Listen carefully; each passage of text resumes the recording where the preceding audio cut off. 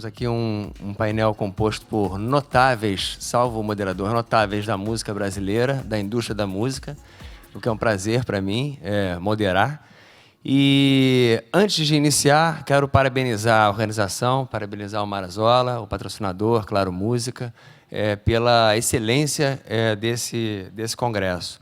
É muito bom ver que nós conseguimos produzir um congresso dessa qualidade, com nomes tão importantes, e discutir assuntos que são tão relevantes quanto esse da indústria musical atual, com tantas novidades nos últimos anos.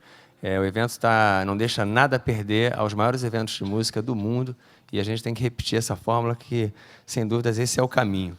Bom, nosso painel vai discutir a monetização do streaming, vai discutir alguns aspectos comerciais e também legais sobre a monetização ou rentabilidade do streaming, para usar um termo um pouco mais nacional, na indústria da música. Essa expressão streaming, para muitos, é novidade, provavelmente para esse público não, mas talvez para quem esteja nos assistindo seja. Não é um termo novo, é um termo que já existe para a transmissão de conteúdo há pelo menos 15 anos. Se tornou muito popular ultimamente por conta de uma mudança de hábito do consumidor, causada pela uma mudança de hábito da indústria, que acabou conseguindo viabilizar acesso a conteúdo legal por um preço compatível com a situação financeira dos consumidores interessados em consumir. Mas o termo vem sendo praticado há muito tempo, pelo menos desde o final dos anos 90, e as primeiras rádios não interativas, rádios tradicionais que passaram para o ambiente digital, já usavam essa transmissão e repetiam a programação tradicional via streaming, era um streaming não interativo. Em seguida, a indústria experimentou diversos modelos de negócio para tentar combater a onda dos P2P, a onda da pirataria online, que tomou o mercado no final dos anos 90, a partir de 96, para ser mais preciso, tem quase 20 anos isso. E o streaming continuou acontecendo em paralelo, não com o sucesso que tem hoje. Em 2005, nós vimos o streaming de vídeo tomar um outro mercado, o mercado de vídeo, e por pouco também não acontecia a mesma postura disruptiva que acabou acontecendo com a música, quando o YouTube chegou com aquele modelo rebelde que até hoje existe e que nada mais é do que um streaming, a transmissão de vídeo com particularidades, e agora a gente está vendo até uma outra mudança, que é o YouTube Red, que é o serviço que era gratuito, se tornando pago com outro tipo de conteúdo. Então, os meios vão se reinventando e os modelos de negócio mais ainda. Bom, para abrir esse painel, eu vou pedir para que seja exibido um vídeo do Stephen Witt, que escreveu um livro muito badalado e que provavelmente vocês conhecem, que é o How Music Got Free, The End of an Industry, The Turn of the Century and the Patient Zero of Piracy, em que ele vai contar um pouco o que aconteceu no mercado, no segmento musical, a partir do meio dos anos 90, e que deixou todos de cabelo em pé, a indústria tentando reagir, e que só hoje a gente começa a ver uma luz bastante clara no meio do túnel, iluminando esse segmento. Então, por favor. Hi, I'm Stephen Witt, and I'm the author of How Music Got Free. For my Portuguese readers, you'll know this book as Como a Música Ficou Grátis. This book really covers 20 years of chaos in the music industry, and it's really the story of a tsunami of piracy that destroyed the music industry. And I know this because I was one of the participants. Over the course of those 15 or 20 years, I pirated 20,000, 30,000 albums, and I don't think I paid the musicians a dime. Well, where did all this music come from? Almost all the files on my hard drive, and really almost anybody's hard drive, can be traced back to just 3 people. The first was a guy named Karl-Heinz Brandenburg. He was German, he was a very nerdy guy, but he was the inventor of the MP3. He had this miraculous piece of technology that was capable of taking a compact disc file and shrinking it by 90% or more.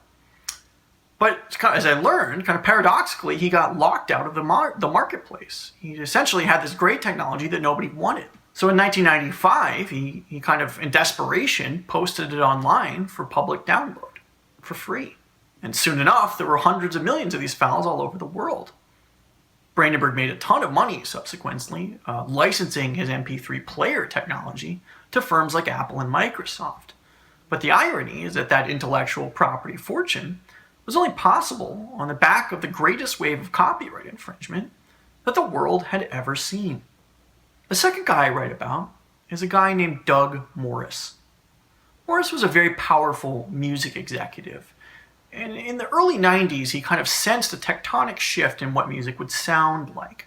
Very early on, he realized that rock was on its way out, and rap, electronic music, were on their way in. Morris signed all the rappers. He signed Dr. Dre, Snoop Dogg, Eminem, Tupac Shakur, all the big names to one label, Universal Music Group. And this made him very powerful. Of course, we all know what happened. His empire crumbled beneath him as a wave of online piracy destroyed what he was selling. He had his finger right on the pulse of the popular sound, but he missed the technology side of it. And that was primarily, or at least largely, because of the third guy I write about, who actually worked for Morris. His name was Del Glover, and he worked as a factory worker in a manufacturing plant for compact discs in a rural town in the American South. What he did every day is he showed up to work, he got the finished discs from a conveyor belt, and he fed them into a shrink wrapper where they were put in boxes and sent to stores. But the finished product would be there weeks and sometimes months ahead of its official release date. And what Glover realized was that if he could get the discs off the packaging line and out to his home computer, he could seed them to the internet, and he'd be the first guy to do so. Over the course of 7 years, he leaked nearly 2,000 CDs out of the Universal plant, including all of the hot acts that Doug Morris would sign. So he leaked Eminem, he leaked Kanye West, he leaked Taylor Swift, Justin Bieber. Within 24 hours, you could find this stuff on iPods around the globe, even if it wasn't yet available in stores. He's sort of the Edward Snowden of music, or as I call him in my book, the patient zero of music piracy. Glover was arrested in 2007 and pled guilty in 2010. And the world has changed a fair amount since then. The MP3 file is going obsolete, and it's being replaced by the stream, the new technology. Now, the stream uses the exact same compression algorithm and mechanism that Brandenburg invented all those years ago. Except it does something slightly different. You never get a file.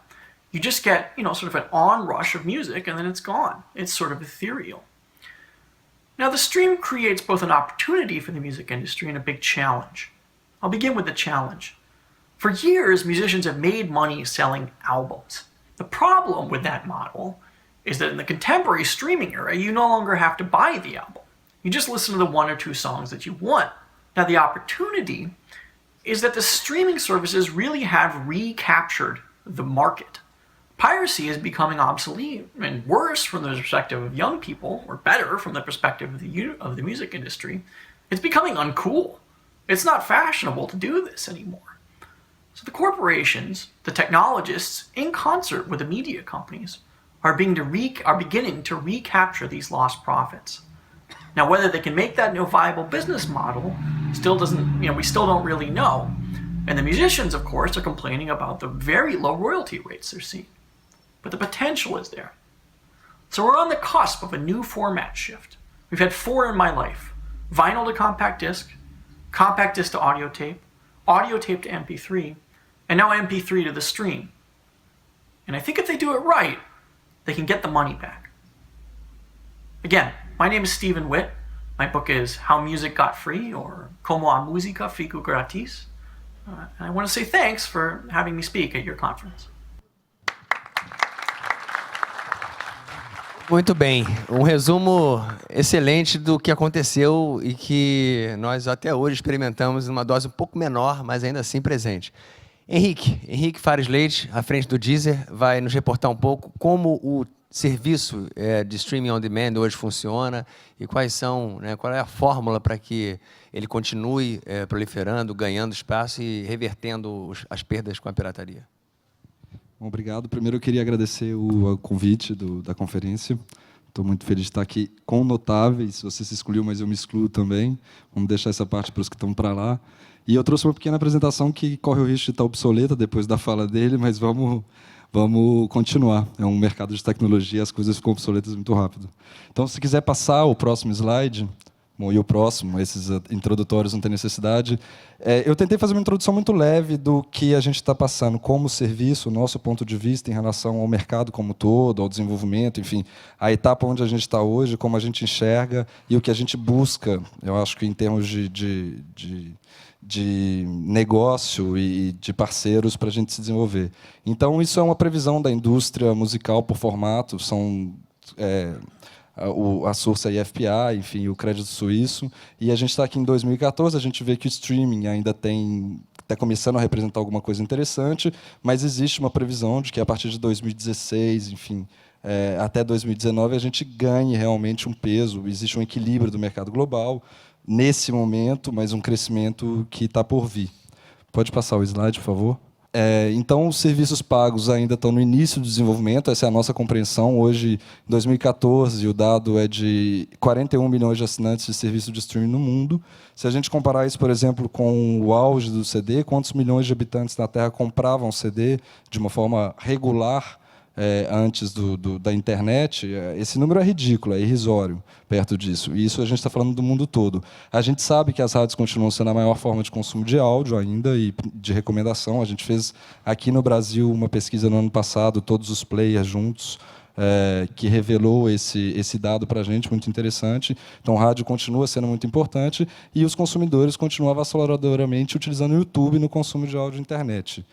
Eu acho que isso é muito importante para o debate, porque existe uma diferenciação de monetização e de pensamento do negócio, ou como ele dizia, de trazer o valor de negócio de volta para o mercado, que é extremamente diferente. Pode passar, por favor. Bom, isso é o tamanho da Deezer hoje, contextualizando nesse tamanho total que a gente está falando de mercado. São mais de 6 milhões de assinantes, 182 países, 40 operadoras de telefone parceiras, 35 milhões de músicas no catálogo. Uma diferenciação também de serviços, né? A gente tem o serviço que está descrito como grátis, mas que eu não gosto de usar muito essa palavra, porque, na verdade, é um serviço financiado pela publicidade, ele não é gratuito, o usuário está emprestando o ouvido e os olhos e o artista sendo remunerado e toda a cadeia remunerada pela venda de publicidade, e a diferença é para o premium. Contextualizando um ecossistema um pouco mais recente, peço desculpas à Claro Música que não está citado aqui, mas é um slide que já tinha algum tempo que eu tinha preparado. Então, contextualizando um pouco, a gente também vê que dentro do que a gente chama hoje de serviços musicais online e que são considerados como streaming, apesar da gente se chamar de streaming, e eu achar que é uma palavra não adequada para serviços como o nosso, que são serviços, sim, de streaming online, mas também de escuta offline, são serviços de descoberta e consumo musical muito mais amplos do que o streaming, a gente tem uma gama muito grande de formatos. E se a gente pensar, o maior sucesso hoje é aquele lá, que é o Sirius XM, que talvez seja o maior negócio de música online hoje, vendendo, quer dizer, na verdade por satélite a Sirius, né? Mas nos Estados Unidos, que tem um mercado gigantesco. Dentre os serviços online, o Pandora nos Estados Unidos é imbatível ainda hoje. E são modelos e formatos que não estão nesse, digamos, no topo da tecnologia ou da expectativa do mercado, que é o de música e áudio. Pode passar, por favor. Então, aqui eu tinha feito uma pequena evolução. Eu tinha apresentado isso também no CODAIP, que é um congresso de direitos autorais no Paraná, então era muito importante. E lá no debate, quando eles falavam de 2003, se não me engano, como a primeira ação jurídica no Brasil, em todo caso, em torno da questão online, e a gente estava justamente querendo mostrar isso, que desde 95 a gente tinha a problematização da música online com o MP3, mas foi só em 2003, talvez, que existiu 2002, 2003, que existiu um despertar para isso do ponto de vista legal e comercial. A Deezer e outros serviços de streaming desse tipo foram criados em 2007, quer dizer, se a gente olhar na linha de desenvolvimento dessas tecnologias e do mercado, é uma etapa razoavelmente recente. A gente vem de um passado que começou muito antes, que, no meu entender, fez perder o valor do conteúdo online de uma forma muito mais acelerada e por um tempo muito maior do que o que a gente já teve até hoje para tentar retrazer ou recriar esse conteúdo. E tem alguns dados legais. O MySpace, por exemplo, em 2003, acumulava 230 milhões de perfis. Talvez se a gente juntar hoje todos os serviços de streaming, a gente não tem essa quantidade de usuários. Quer dizer, a gente perdeu, sim, muito tempo nesse desenvolvimento online. E a gente está batalhando hoje contra algumas barreiras que foram construídas pelo próprio mercado como um todo, sem apontar o dedo para ninguém, mas as reações foram razoavelmente lentas em relação à perspectiva do usuário, né? Pode passar, por favor. Isso aqui também uma reflexão sobre mudanças tecnológicas interferem em todos os elos da cadeia musical, não é só na econômica. Hoje a gente recebe muito essa pressão da tecnologia, o negócio e etc., mas ela interferiu também no custo de produção, na capacidade de produção, nos novos artistas. Tudo isso está sendo readaptado ou reconstruído pela indústria como um todo. Quer dizer, a capacidade de produção, a estética musical, que foi extremamente transformada, a mediação do consumo e, claro, a economia. Então, eu acho que é importante a gente contextualizar também que essa disruptura que a gente debate tanto hoje, ela não é isolada, ela não é parte de um ente específico econômico que não soube navegar nas ondas tecnológicas. Ela vem de uma complexa interação entre a tecnologia e o ambiente musical. Pode passar, por favor. Aqui é uma forma de cálculo do valor pago por escuta, já entrando um pouco mais no debate. Eu prometi que a apresentação ia ser muito curta e vai ser. Então, a forma de receita do cálculo do valor pago por escuta, e aí eu até não quis usar play como palavra, porque eu acho que play, às vezes, a gente traz para outras formas de consumo de música que não são exatamente a mesma. A gente tem que lembrar que uma escuta num serviço de streaming é um usuário ouvindo uma música uma única vez, não é o valor final que aquela pessoa está dando para a sua música. Se ela ouve ela a cada 1 hora, ela está gerando ela individualmente aquele valor.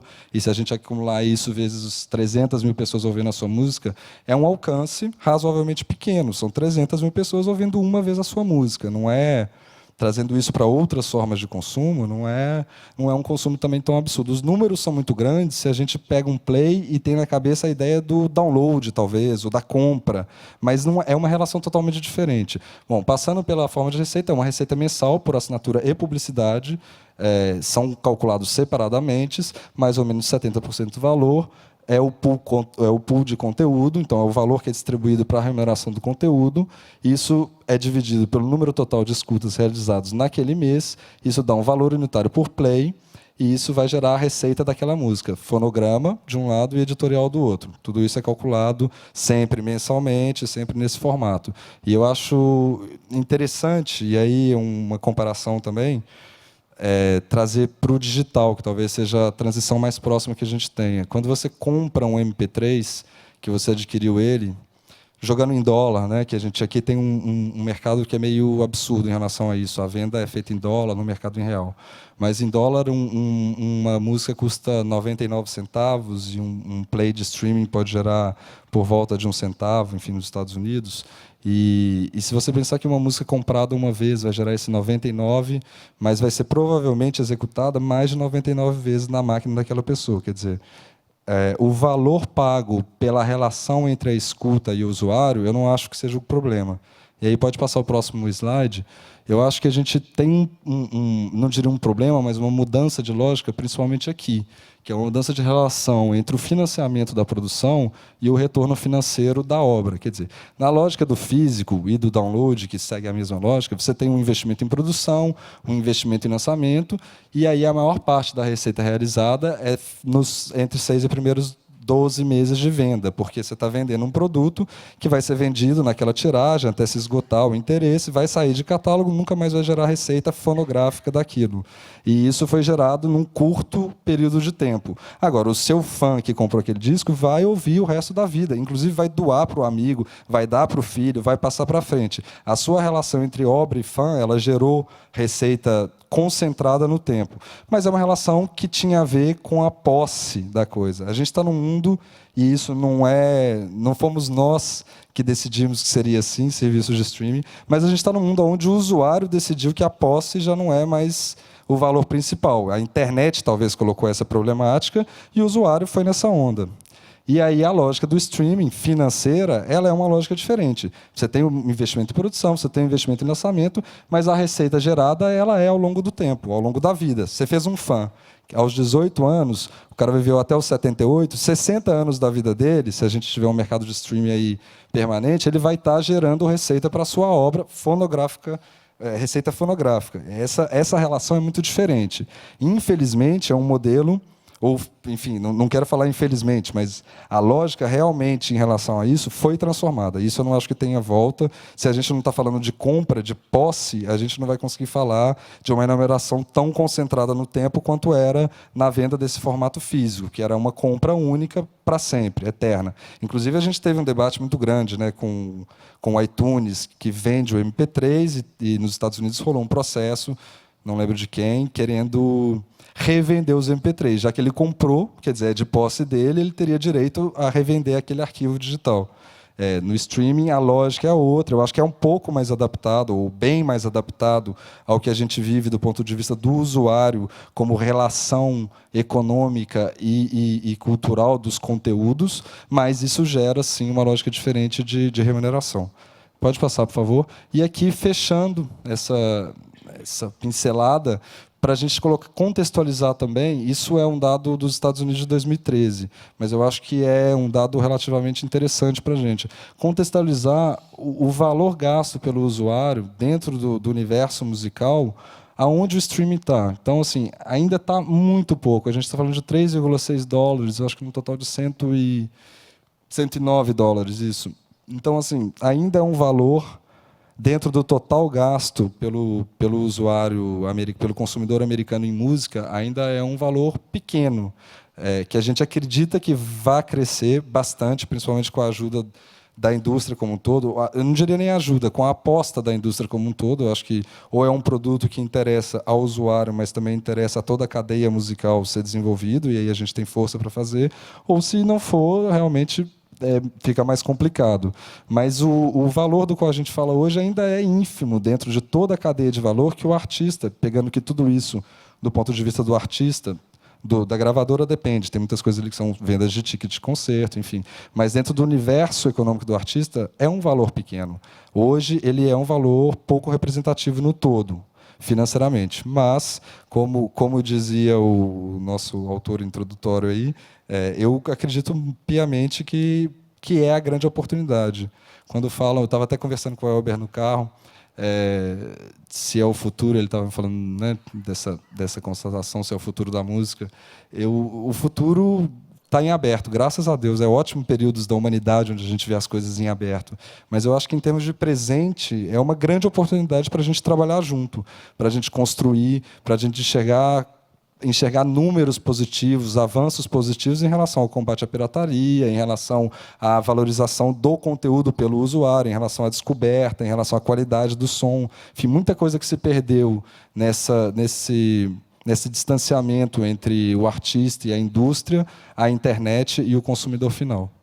Bom, é isso. Pode passar o próximo. Acho que é só o contato. Se alguém quiser também, já está aí. Mas, bom, estamos aqui. Maravilha, maravilha. Muito bom.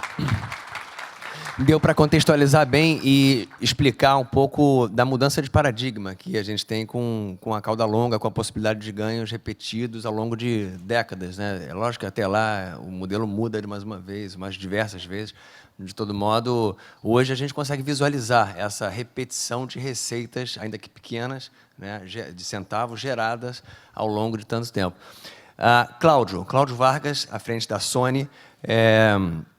O que eu queria colocar aqui, antes de te passar a palavra, é o seguinte: muitos responsabilizam os titulares de direitos autorais sobre fonogramas e composições musicais pelo atraso na disponibilização de conteúdo para métodos legais de utilização de música. Então, quando surgiu lá atrás o Napster, entre 96 e 98, né, 99 quando explodiu a bomba, mas ele surgiu um pouquinho antes, a indústria ficou atônita, não sabia muito bem como agir, e muitos jogam até mesmo na conta das gravadoras, por talvez serem os players mais importantes, mais fortes, os investidores, sobretudo naquela ocasião, certamente eram, a decisão lenta de não disponibilizar os conteúdos, não disponibilizar aqueles fonogramas, e as editoras seguiram o mesmo caminho. O fato é que o consumidor não tinha acesso a conteúdo legal para concorrer com o acesso aberto de conteúdo ilícito. E pior do que isso, quer dizer, quando a decisão de disponibilizar veio, ela veio com diversas restrições. Primeiro, os DRMs, né, os Digital Rights Management, que impediam que o consumidor aproveitasse aquela música que ele tinha no vizinho de graça de uma forma livre. Segundo, a questão dos devices, né, dos players. Aí faltava interoperabilidade, né? Faltava a possibilidade de você usar a música no aparelho do A, do B, do C. Você não conseguia. Você comprava no A, ficava preso até a morte com aquele aparelho A, e aí tinha que comprar de novo do B. E mais, em algumas legislações, a brasileira entra nisso, que é de 98, não percebeu, você não podia, teoricamente, adquirir uma licença para receber uma música de download legalmente, pagar aqueles $99, mesmo com o dólar a 1 ponto alguma coisa naquela época, 99 cents, desculpe, e gravar um CD, reproduzir a música integralmente para mudança de mídia. Quer dizer, isso está até em discussão há bastante tempo na reforma da LDA. Como é que você vê a responsabilidade ou não, quer dizer, a participação dos titulares, e aí, inclusive das gravadoras, nesse processo que hoje parece que está resolvido? Quer dizer, ela, de fato, os titulares autorizaram e as músicas estão disponíveis, tem mais de 35 milhões de faixas disponíveis. Como é que você vê isso? Vamos lá. Antes de mais nada, queria agradecer pelo convite, agradecer aí por estarmos juntos aí nesse debate, dar os parabéns para o Mazola, mais uma vez, um grande evento, um grande empreendedor da música. Falar que me sinto até emocionado e um pouco constrangido. Pela primeira vez eu participo aí de um painel que o Paulo Lima não está junto comigo aqui em cima, mas, enfim, eu vou tentar ver se eu consigo. Avisar também para o Arthur que ele pode estar sendo transmitido pela internet, então não precisa vir disfarçado nem nada, tudo que está sendo falado é público, você pode ficar tranquilo. Eu gostei, inclusive, da questão do WhatsApp aqui, que é uma coisa mais interativa do Mazola. Eu acho que a gente até na próxima edição pode pensar alguma coisa do tipo mande tal para eliminar tal dos panelistas, alguma coisa assim. Acho que vai ficar bem mais interativo do que só fazer perguntas. Acho que podia ser um jeito de criar uma interação bacana. Bom, vamos lá. Na verdade, eu tinha pensado em fazer uma apresentação, mas já que você fez a pergunta... Não, agora eu vou responder a pergunta que vai fazer. Naquele momento... de internet, a gente estava falando aí do boom da internet, do pós-boom da internet. Eu acho que poucas pessoas no mundo, ou ninguém sabia exatamente o que estava acontecendo e qual era a dimensão que aquilo tudo ia tomar.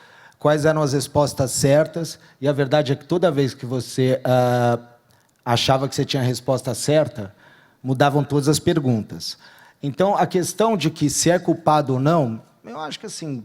Não adianta a gente ficar discutindo. O fato é, naquele momento, se houve uma reação para uma coisa que não se entendia e que não necessariamente foi certa, mas era a única coisa que... O jeito de se reagir a uma coisa nova. Eu acho que a gente estava... E eu acho que o digital em si, como uma tecnologia disruptiva e que realmente muda a forma como a gente encara produtos e serviços, oportunidades... e que, inclusive, criam oportunidades que a gente nem imaginou que isso daí poderia ter criado em algum momento, geram isso. Gera a sensação de força e de fraqueza, de ameaça e de oportunidade. E tem vários exemplos hoje que a gente pode colocar, e não só de música digital, que são contemporâneos, de aplicativos, WhatsApp, Uber, e aí vai. Skype. Skype é um pouquinho mais... Não é tão assim contemporâneo, mas, enfim... Inclusive, já teve até aquisição pela Microsoft. Mas então, acho que é por aí. Eu acho que a indústria foi tomando reações, algumas talvez certas, outras menos certas, foi se adaptando, encontrando maneiras, como o nosso amigo Henrique colocou, e eu concordo 100%, no final de contas, quem dá as regras, não somos nós que estamos aqui, não somos nós que estamos nessa mesa, o gravador não é ele, não é você, é o consumidor, é a tecnologia. É a possibilidade que eu tenho. E a gente tem que encontrar maneiras, não de conta, mas em si maneiras de como a gente adapta as necessidades dos modelos de negócio para isso que, enfim, quem manda é o consumidor. E, nesse sentido, eu acho que a indústria da música, por ter sido talvez a primeira chocada pelas características de uso, pela característica do arquivo e tudo mais, também foi pioneira na questão de se adaptar a essa realidade. Hoje, ela é vista aí como uma indústria que está à frente da revolução digital e que, mais do que está conseguindo, acho que o vídeo coloca isso, conseguiu se reinventar e está, enfim, voltando a crescer, e aí muito otimista em relação ao futuro. Bom, a apresentação que eu vou fazer também, espero que bem rápido, vou tentar acelerar aqui, foi a mesma apresentação que eu fiz no Tela Viva Móvel. Na verdade, eu ia mudar, mas eu olhei e falei, cara, eu acho que não tem muita diferença, eu acho que a questão aqui é muito mais debate. Então, pode, por favor, começar. Acho que isso daqui fala por si, é um gráfico que eu peguei na internet. Ele não está rodando? Aperta mais uma vez, vamos ver. Não. Volta lá, por favor. Por algum motivo não está rodando aí, mas o que ele mostrava aqui é a evolução. Foi um gráficozinho animado, um gifzinho animado que eu encontrei na internet, super bacana, que mostrava como vai variando o formato predominante na indústria, que começa lá em 73, tal LP, até aí vinha o crescimento do CD, aí ele mostra o crescimento do download, o crescimento agora do streaming, e mostra que hoje nós estamos num momento, como você mesmo falou, que a gente não sabe se o streaming vai ser o formato predominante, é o que vem crescendo mais nos últimos anos, mas a gente tem aí uma questão muito diversificada de formatos. Vamos adiante, infelizmente não funcionou, a intenção era boa. Eu acho que alguns temas você já colocou, então aquele lance de que antigamente você comprava e geria a música pelo PC, hoje você faz isso pelo teu smartphone. Pode ir? Você tinha aí um ambiente de dificuldade de conectividade. Eu comecei na Sony em 2006. Isso. Foi 2006, isso mesmo. Eu me lembro que na época a gente tinha muita ação de conteúdo embarcado, que você comprava o celular e vinha lá os álbuns. Por quê? Porque você não conseguia acessar. Como é que você ia fazer um streaming com nível de conexão? Não existia 3G, era GPRS. É isso, né? GRPS, enfim. Então, você não tinha como acessar as músicas por conta da tecnologia. Hoje, não. Hoje, a gente tem um ambiente de muito mais conectividade, seja aí mobile, seja conectividade Wi-Fi. A gente tem a questão do aparelho, que cada vez mais virou um device multimídia. Tem a questão da onipresença. Se você colocar, esqueceu a carteira ou o celular, provavelmente você vai percebendo que você esqueceu o celular. Enfim, então, acho que tudo isso daí mudou aí o processo de configuração e acabam sendo alavancas do que a gente está discutindo. Vamos lá. O que o Henrique colocou, modelo de posse versus modelo de acesso, pode ir. E o fato de que, antigamente, a questão da comercialização ela separava muito da promoção, porque uma coisa é, eu vou comprar o CD, ou vou comprar o download, mas eu vou promover uma série de outlets que não necessariamente são esses outlets de compra, esses lugares de compra. Hoje você vê que os serviços, eles têm, obviamente, que uma função muito grande de monetização, mas também tem um componente promocional, de atingir mercados, um ambiente global de uma maneira muito maior e muito mais rápida, que também tem a ver com o ciclo rápido que a própria tecnologia. E hoje o negócio da música, ao mesmo tempo que continua como um negócio de entretenimento, continua um negócio de propriedade intelectual, enfim, que foi a base do que gerou o nosso negócio, é também um negócio intimamente ligado ao negócio de alta tecnologia, e que é um negócio de rápida transformação, e que a gente tem que, enfim, se adaptar a tudo isso. Vai lá. A questão aí de não estar apenas em mercados estabelecidos, mas também um crescimento muito forte em mercados emergentes. E, obviamente, que o Brasil é um dos países aí mais importantes do mundo aí nessa questão de mercados emergentes para a música.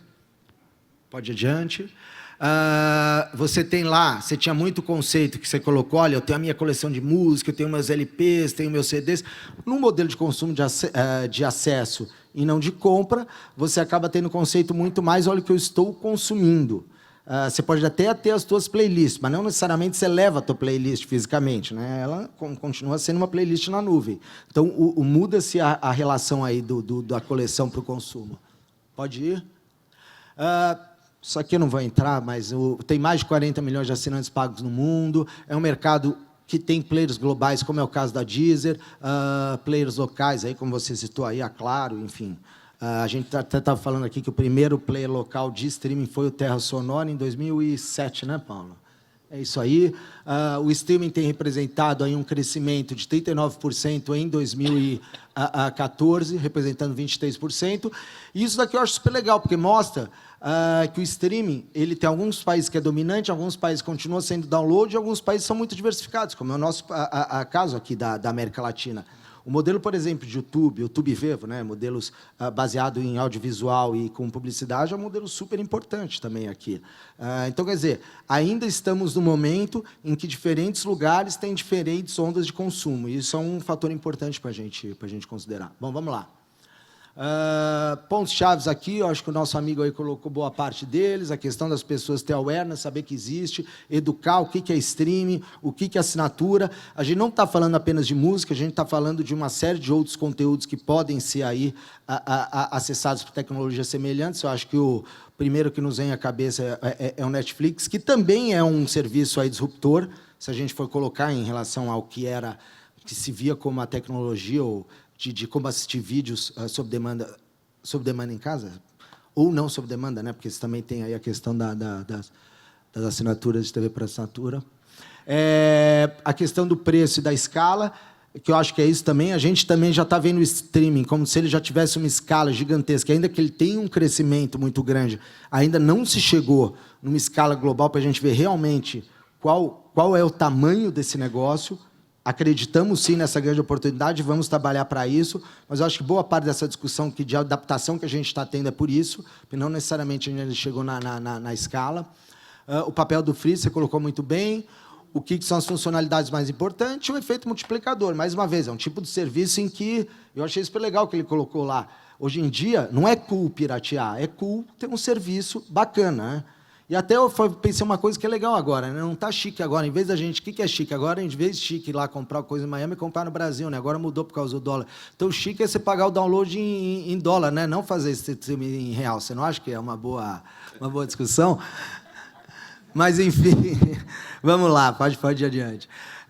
Independente de qualquer coisa, e aí vindo do lado da música, do lado da gravadora, a gente sabe de que pode passar décadas, pode passar formatos, seja streaming, seja download, seja CD, seja LP. Tem uma coisa que nunca mudou, nunca vai mudar, e é o que realmente tem o poder no nosso mercado, que é, próximo slide, por favor, o poder da música. No fundo, é isso que é o grande catalisador, é isso que move gerações, é isso que move pessoas, e é isso que faz com que tudo isso que a gente esteja discutindo aconteça, porque senão nada disso teria sentido. Então, por favor, último slide. E aqui a gente só colocou aqui alguns exemplos de músicas que foram predominantes aí no seu momento. Então, quer dizer, em 71 era o ano do vinil, o Imagine, na época do cassete, Emoções do Roberto, É o Amor do Zezé, no auge do CD, Single Ladies da Beyoncé. Eu me lembro que quando a gente punha nas palestras, na época tinha não sei quantos formatos diferentes que foram feitos da mesma música, no mesmo álbum, que era a questão aí do download. E o Rap do Pharrell Williams, que foi a música que teve maiores streams do mundo no seu ano, e que mostra exatamente isso. Independente do formato, o grande catalisador desse negócio todo é a música, é o sucesso, é a capacidade que o artista tem de tocar o coração, emocionar as pessoas e gerar tudo isso que a gente está falando. É isso. Muito obrigado. Obrigado, Cláudio. Bom, você terminou de uma forma brilhante, quer dizer, o poder é da música. Certamente é ela que toca e ela que justifica a gente estar aqui sentado conversando sobre esse assunto. E nada, né, melhor do que passar a palavra para o Roberto Frejá. O Frejá que bom, eu não preciso apresentar, mas eu preciso fazer menção ao fato de ser músico, compositor, cantor, guitarrista e voz de uma das maiores bandas de rock nacional da história, Barão Vermelho, e um cantor e compositor em carreira solo de incontestável sucesso já há tantos anos, né, mais de décadas. E com uma carreira pela frente aí que não se quer nem imaginar. Então, vamos lá, você como autor, acima de tudo, como é que você vê essa mudança de hábito de consumo e de plataforma? A questão que eu acho assim, que eu acho que é indiscutível, é que eu acho que o streaming veio para ficar. E ele me parece, e eu acho que parece não só para mim, mas para toda a indústria, e isso em termos globais mesmo, ele me parece a maneira mais razoável do público entender que ele tem que voltar a pagar para ouvir música e, de uma certa maneira, vamos dizer, ele responde às expectativas de um público consumidor que cresceu trocando a posse pela portabilidade, pelo acesso. Na verdade, você troca a posse pelo acesso. Então, a vantagem de você ter no teu celular, você pode pegar e ouvir aquela música, você saiu de casa, voltou para casa, você ouve ela no teu laptop, aí você vai viajar, não está afim de levar teu laptop porque é pesado, você pega um tablet e leva. Ou a pessoa que tem o tablet, se a pessoa não tem os 3 aparelhos, mas ela com uma conta, ela pode usar 3 dispositivos completamente diferentes e ela está lá com a conta dela. Ela tem acesso irrestrito àquela música e eu vou falar de plano pago porque eu acho que o de propaganda não é o que interessa muito, que eu acho que até com o tempo isso vai embora, porque o valor realmente é irrisório a pessoa pagar R$16 por mês para ter o acesso à música. Se ele disser que acha caro, é porque é um muquirana, não estamos nem discutindo mais nada. Preço de 30 minutos de estacionamento. Exatamente, Aliás, antes de começar a falar qualquer coisa, queria agradecer o convite e dar os parabéns pelo evento. Todo mundo aqui falou isso e realmente é importante falar, porque fazer um evento desse tipo é uma grande batalha, uma grande luta para você convencer todo mundo de que vale a pena, que a gente tem que discutir, que vocês têm que estar aqui, que nós temos que estar aqui. E acho que a gente tem que dar os parabéns a toda a produção e toda a direção do evento, porque é saudável a gente discutir os nossos assuntos.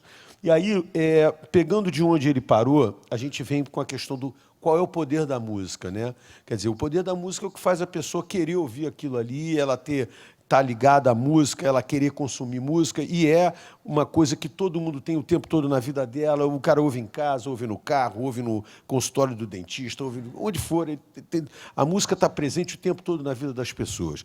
E o que eu percebo assim, a gente tem um histórico dentro da relação artistas e gravadoras que ele foi melhorando com o passar do tempo, com a conscientização dos artistas de buscar um melhor retorno financeiro pela sua obra. Eu acho que, se você for comparar o que um artista ganhava em termos de royalties na década de 60 para o que um artista ganhava de royalties na década de 90, dentro dos contratos, é quase, sei lá, pode botar o dobro ou o triplo, pelo menos, né? Você imagina que um contrato lá da década de 60 devia gerar entre 6% e 7% de royalties, e a gente estava acostumado a 20%, mais ou menos, na década de 90, como um royalties normal. O que acontece é que eu acho que a gente, agora, a gente está tratando de algumas coisas que são diferentes. A tecnologia mudou, ela deu algumas vantagens, mas ela deu algumas especificidades ou idiosincrasias, algumas particularidades que a gente tem que tratar agora, quando o modelo está começando, para que isso não descambe lá na frente para deformações que vão ser muito mais complexas da gente consertar. E aí, eu anotei algumas coisas assim, eu tenho 2 dados aqui, que eles são mais ou menos parecidos, tem pequenas discrepâncias, por exemplo. Vou dividir, basicamente, o bolo do que um streaming dá, né, em termos de aproveitamento econômico para cada parte. Vou dividir em 4 partes. O fonograma, que é dividido entre o artista e a gravadora, ou seja, o intérprete e o produtor fonográfico. O autoral, que são só os compositores da música, e aí os editores estão envolvidos, que são eles que recebem. O imposto, que é o que o governo leva, e o serviço, que é justamente a loja. Então, eu tenho 2 dados. Um diz que essa parte do fonograma ela tem 51,44, o outro diz 52,4. É uma diferença mínima. O outro autoral, um diz 8,58, o outro diz 10%. Também é pequeno. O outro 14,25 para imposto, o outro 16,7 imposto. O mais baixo é o do Brasil, onde já deveria estar valendo a PEC da música. Então, a gente tem algumas isenções pelo lado digital, que na França, que é o dado maior aqui, não tem. E a loja de serviço, um dá 25%, o outro dá 20%. Bom, o que eu quis mostrar aqui é o seguinte: a gente tem para o fonograma, quer dizer, para o artista e para a gravadora, 51%. E a gente tem para o autoral 8,58%. Eu acho que tem uma discrepância aí, porque nada disso estaria acontecendo se o autor não tivesse feito a música. Então, hoje que a gente não tem todo o processo de industrialização, que antigamente realmente você pensava, o cara fez uma música, mas ele fez uma música, isso até aí não é nada, porque ele tinha que ter um estúdio, tinha que ter os músicos, tinha que ter a gravadora, tinha que lançar, tem toda a promoção. Hoje não. Hoje o artista praticamente chega com um arquivo que ele dá para aquilo ser vendido, a gravadora fazer. Dificilmente hoje, são poucos os artistas que as gravadoras estão efetivamente financiando o processo de produção.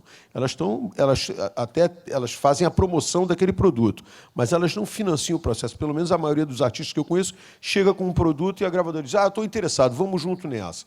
Então, eu acho que tem uma discrepância de você ter 8,58% ou 10% para 50%. São 5 vezes o que o autor ganha em relação ao que o fonograma, que é a música lá gravada, e aí tem as gravadoras, e o artista ganham. Mas isso eu só estou falando, é só um comentário, eu não estou dizendo que isso aqui é a deformação do sistema. É um comentário, eu acho que tem um desequilíbrio aí. Eu acho que se a pessoa é o ponto de partida daquilo, tudo nasce do autor, de uma obra que foi criada, poxa, 5 vezes mais no resultado final. Eu acho um pouco desequilibrado, mas vou passar para outro ponto. A gente tem uma questão, né, no pagamento, na remuneração do assinante do Deezer, do player. Aliás, eu não gosto nem de player também. Fica player, device, case, eu detesto essas coisas. É tucanês, né, como diz o meu amigo Zé Simão. Eu acho que, assim, você tem um assinante lá que pagou, vamos dizer, são R$16 mais ou menos, mas eu vou falar 10 para ficar mais fácil de fazer a conta. Vamos dizer que ele tem ouvido 50% naquele mês de Roberto Carlos, né? Então, em princípio, R$5 daquela assinatura deviam ir para a conta do artista Roberto Carlos, né? E aí você pega daqueles 10, R$5 para o Roberto Carlos, os outros R$5 divide por todo mundo que ele ouviu. Mas não é isso que acontece. O que acontece? Esses R$5 do Roberto Carlos, ou seja, essa quantidade de vezes que ele ouviu o Roberto Carlos, que seria a metade das audições, vai para o número total de streamings, de cliques que teve lá. Então, se esses 5 dele representam um 0,0 tal, o Roberto Carlos vai receber 0,0 tal do total que foi arrecadado, o que eu não acho que é justo. Eu acho que o justo é o Roberto Carlos receber 50% dos R$5 que o indivíduo que comprou ali pagou R$10 por mês. Se ele ouviu 50% do Roberto Carlos, que pague os 50% dele para o Roberto Carlos. E eu não vejo uma dificuldade de criar um algoritmo de partilha de créditos que inviabilize isso. E não vejo, acho difícil achar um algoritmo que me prove que a partilha geral vai ser justa com o Roberto Carlos, como seria essa que eu estou falando, né? Então, essa é uma crítica que eu tenho ao modelo de pagamento dos serviços. E isso é uma coisa que a gente tem discutido. Por que pagar pelo todo, quando, na verdade, a gente tem condições... A digitalização tem várias grandes evoluções tecnológicas e essa contabilidade é muito fácil. A outra coisa, existem muitos contratos confidenciais, onde os artistas não conseguem saber como são feitos os contratos das gravadoras, das produtoras grandes gravadoras, com as plataformas de serviço, quando nós somos sócios. Aqui é uma crítica que eu faço não às plataformas de serviço, porque você, em princípio, não tem nenhum vínculo comigo, mas a minha gravadora tem. Ela, no mínimo, teria que me mostrar qual é o contrato que ela fez com você. Porque se você tem um acordo com ela que eu não sei, eu posso ficar o tempo todo na dúvida que está acontecendo alguma coisa de errado. Não que eu esteja dizendo que existe alguma coisa errada, mas pode haver e eu não vou saber. A outra coisa, a base de dados para essa, vamos dizer, para esse partilhamento, para toda essa remuneração, para todo o pagamento, todo o funcionamento, ela é discutível, porque ninguém sabe exatamente que base de dados é essa que está sendo usada, porque até assim, a gente tem vários fonogramas de vários artistas, muitas vezes são vários, no caso de artistas brasileiros que têm carreira internacional, que de repente gravam a mesma música aqui e lá fora, são fonogramas diferentes com o mesmo nome. Isso pode criar confusões. Por exemplo, eu acho que a gente não tem hoje uma base de dados no Brasil que seja única para todo mundo saber que aquilo ali é o que está sendo usado. Ou, se está sendo usado, é uma base de dados que só as grandes gravadoras conhecem, os outros artistas não conhecem, né? E nem têm acesso a ela e nem podem participar dela. Então, eu acho que não está sendo democrática a colocação da tecnologia. Isso são críticas que eu estou fazendo, não no sentido de condenar. Pelo contrário, eu acho que o modelo do streaming é o único modelo razoável que aconteceu até agora. E eu acho que só o que está acontecendo é que a parte que é a criadora da música, e é exatamente o poder da música, vem de quem? O poder da música vem de quem faz música. É lógico que quem vende a música, quem ajuda a promover, ele ajuda que esse poder da música seja forte. E eu acho que o trabalho das gravadoras é fundamental e tem que ser remunerado também, e bem remunerado. Mas eu acho que a gente tem que saber colocar, ainda mais hoje, num mundo onde a tecnologia de gravação é muito mais barata, você não precisa dos estúdios da gravadora, você tem todo um acesso de você dar um fonograma pronto para um determinado selo ou companhia trabalhar. Eu acho que tem um lado que você já fez do trabalho muito grande, um investimento seu, que quando chega no resultado final, não necessariamente ele está sendo valorizado. E tem uma questão, que é a questão maior, em relação aos artistas que já existem, que já estão no mercado há muito tempo, que é a questão de licença e venda, né? Eu acho que o digital, basicamente, ele trabalha com licença. Mesmo no caso do iTunes, aquilo é uma licença, porque, como você falou, não pode transferir para outro lugar, não pode ser. Então, o cara vendeu uma licença para você poder usar aquilo ali no negócio. Não é teu. Se você não pode botar num CD para você guardar, porque seu computador deu pau, você tem ali um negócio, não, vou ter que entrar na conta, vou ter que dizer que meu computador deu problema, explicar que não sei o que. Não tem que explicar nada. Se você já pagou, é teu. Se não pagou, então você pegou uma licença. E, no caso das licenças, os contratos são diferentes, mas as gravadoras continuam pagando pelos contratos de venda. Então, isso é uma coisa que eu acho que, brevemente, nós teremos embates entre os artistas e as companhias, e isso é uma coisa que já aconteceu nos Estados Unidos. Eu, agora há pouco, estava lendo, o Eminem foi um dos primeiros que processou a Universal, ganhou, e aí, depois dele, veio um batalhão de gente em cima da Universal, outros já foram em cima da Warner lá fora, que também já aceitou, já perdeu também, já aceitou reparar. Então, eu acho que a gente está começando a acertar as coisas, e o que eu acho que, às vezes, é um pouco cansativo e que dá muito trabalho, é que a gente tem que sempre ir lá brigar por uma coisa que, em princípio, somos parceiros. Eu sempre vi a minha gravadora como minha parceira. Hoje eu sou um artista independente, eu faço o que eu quiser, eu gravo, e, se eu quiser, eu estou com uma gravadora na hora que me interessa e que interessa a eles, e, na hora que eu não quero, eu faço do meu jeito e vamos nessa. Como a maioria dos artistas, eu acho que muitos deles estão fazendo. O que eu acho é que a gente tem que ter essa noção de que nós somos parceiros num negócio. E uma parceria só é boa quando um negócio só é bom quando é bom para todo mundo. Se ficar bom para um lado só, não está bom. Não é um bom negócio. E eu acho que, para o artista, o streaming ainda não é um bom negócio. E não é por culpa da plataforma de serviço. Eu acho que a única discrepância que eu tenho em relação à plataforma de serviço é a questão desse tipo de pagamento, que eu acho que pode ser mais preciso, e a questão do banco de dados, que não necessariamente é culpa deles, que o banco de dados foi apresentado a eles, né? Agora, nessa questão da remuneração, eu acho que ainda está faltando, e está faltando, a gente tem que realmente ser firme nisso, porque, senão, a gente corre o risco de desandar para ficar anos recebendo muito pouco. Eu acho que a teoria da cauda longa para o streaming, ela se aplica mesmo, e ela tem uma vantagem maravilhosa para nós que somos amantes da música. Um disco não sai mais de catálogo. Porra!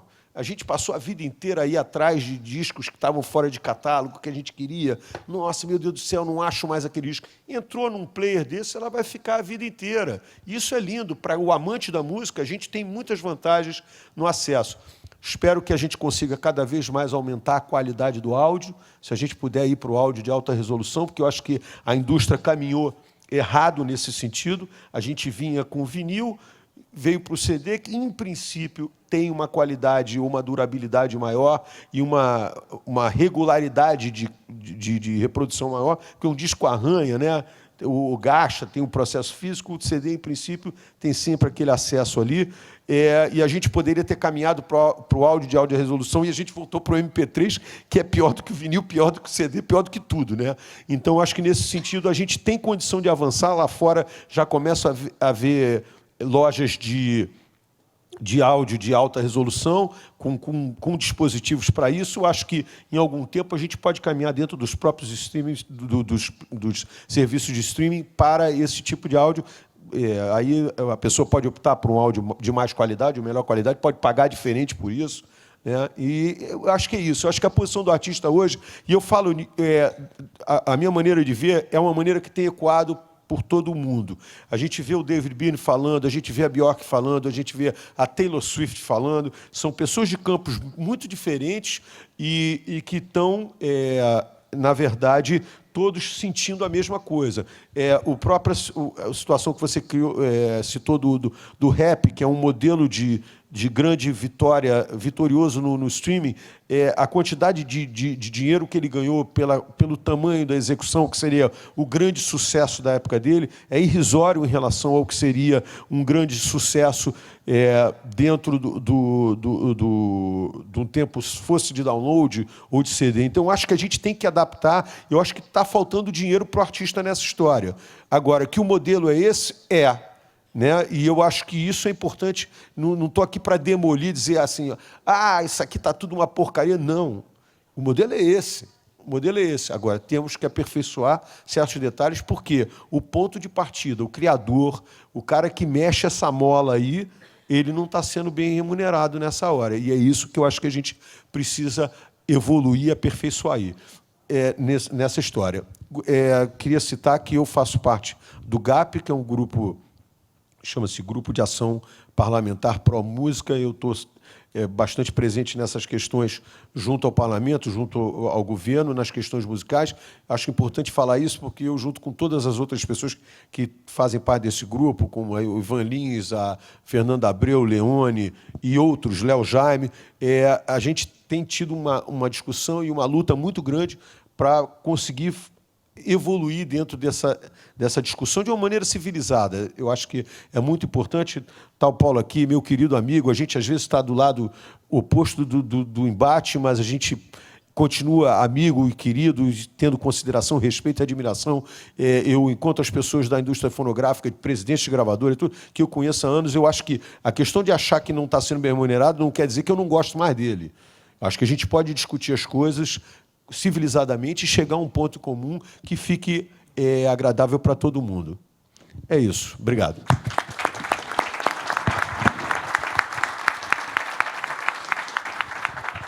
Obrigado, Frejá. Bacana você colocar isso no final, porque às vezes fica parecendo alguma coisa de uma rivalidade. Não tem nada disso. Na verdade, a gente discute. Exatamente. Estamos discutindo o nosso negócio. Somos parceiros dele.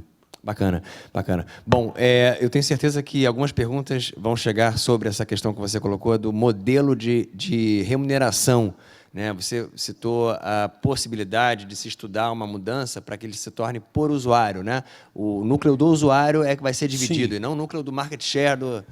Exatamente. Isso é uma questão que os serviços têm comentado, mas eu não sei. Depois a gente, nos debates... Vamos bater essa bola. Vamos avançar. Vamos avançar com o Paulo Rosa, que é presidente da ABPD, Associação Brasileira de Produtores de Disco. Paulo, a equivalente da ABPD, né, nos Estados Unidos, que é a RIA, a Recording Industry Association of America, passou durante muito tempo por uma política de confrontação aos usuários que faziam downloads ilegais. Né? A gente teve, ao longo dos anos 2000, diversas ondas de combate à pirataria, porque realmente a pirataria até hoje é desenfreada, até hoje se estudam medidas judiciais novas para combater, e recentemente se encontrou uma medida razoável, mas naquela época a ordem era literalmente tirar para qualquer lado, era tentar combater aquele monstro que surgiu e que tomou o mercado e de fato, alterou as bases da indústria fonográfica de alguma forma. E, em determinado momento, essa atitude de combate foi tão longe quanto a atingir usuários, quer dizer, atingir usuários por números de download. Então, muitos estudantes de universidades que ficavam o dia com o computador plugado, com uma banda boa na universidade americana, faziam downloads, foram atacados. Senhoras em casa, que sequer eram titulares dos computadores, mas representavam o IP do filho, que ficava fora de casa, mas que deixava fazendo aqueles downloads de arquivos, né, milhares de músicas, arquivos RAR, foram condenadas. Então, a Recording Industry Association of America foi muito criticada por um senso comum, um senso popular de proteção ao menos ao hipossuficiente, né? Ao usuário que não era, teoricamente, o grande vilão ali. O grande vilão era quem disponibilizava aquele serviço, era o próprio site, mas que era P2P, era inatingível. Como é que você... A BPD, por outro lado, não tomou o mesmo tipo de medidas no Brasil e atacou, sim, muitos distribuidores piratas, de verdade. Até hoje, tem uma linha de ações judiciais de repressão em camelódromos, distribuidores, fabricantes, muito expressivo. Como é que você via essas medidas da RIA? Como é que você, à frente da BPD, liderou essas medidas judiciais no Brasil e onde estamos hoje com esse serviço de streaming? Olha, na realidade, tem uma vantagem em ser o último a fazer a apresentação, que é você pegar também um pouquinho de cada apresentação, fazer um remix, mas tem uma desvantagem também, porque as pessoas falam antes de você muito do que você também queria falar. Então, eu vou tentar ir por um lado aqui, vou responder a tua pergunta, mas vou tentar ir por um lado diferente da linha das três apresentações. Eu acho, respondendo a tua pergunta, eu acho que ninguém dentro da indústria, e eu vivi todos esses anos, vivi muito na área de promoção de shows, de promoção de eventos, mas, a partir do final dos anos 90, voltei para a indústria fonográfica, passei por algumas gravadoras, trabalhei fora do Brasil, voltei para o Brasil em 2002, vindo do México, e, em 2003, entrei na BPD. Portanto, aquela história que o Stephen Witt conta no livro, aliás, eu li o livro e recomendo, o livro é muito bom, ele parte desses três eixos aí, a criação da MP3, a história do Doug Morris na indústria, que é fascinante, e os caras que vazavam a produção nova através das redes de IRC. É super interessante o livro, ele tem a visão dele. Eu acho que a RIA começou nos Estados Unidos, se não me engano, em 2004, 2005, essas notificações e que viravam um processo caso não houvesse um acordo com determinados usuários, eles chamavam de heavy users, eles conseguiam... a rede peer-to-peer mesmo, ela propiciava a quem entrava nela saber quem estava disponibilizando, compartilhando aqueles arquivos, e pelo IP daquele usuário, eles acabavam conseguindo uma ordem judicial para que o provedor de internet comunicasse quem era aquele usuário, e aquele usuário era contactado. Enfim, era uma estratégia assim, completamente sinuosa, não deu certo. Acho que ninguém da indústria gostava disso, de se ver nessa posição, mas eu acredito isso a um pouco do que o Cláudio explicou, que era a falta de horizonte e de uma indústria em queda constante, sem parceiros à vista, para escoar seu negócio pela internet, que era o grande... Todo mundo sabia que era o grande canal de comunicação com o usuário mesmo estava apontando para isso. E a gente sabia também que ia haver uma convergência das redes de telefonia com a evolução das próprias redes, o 3G que vinha por aí, mas que não existia ainda.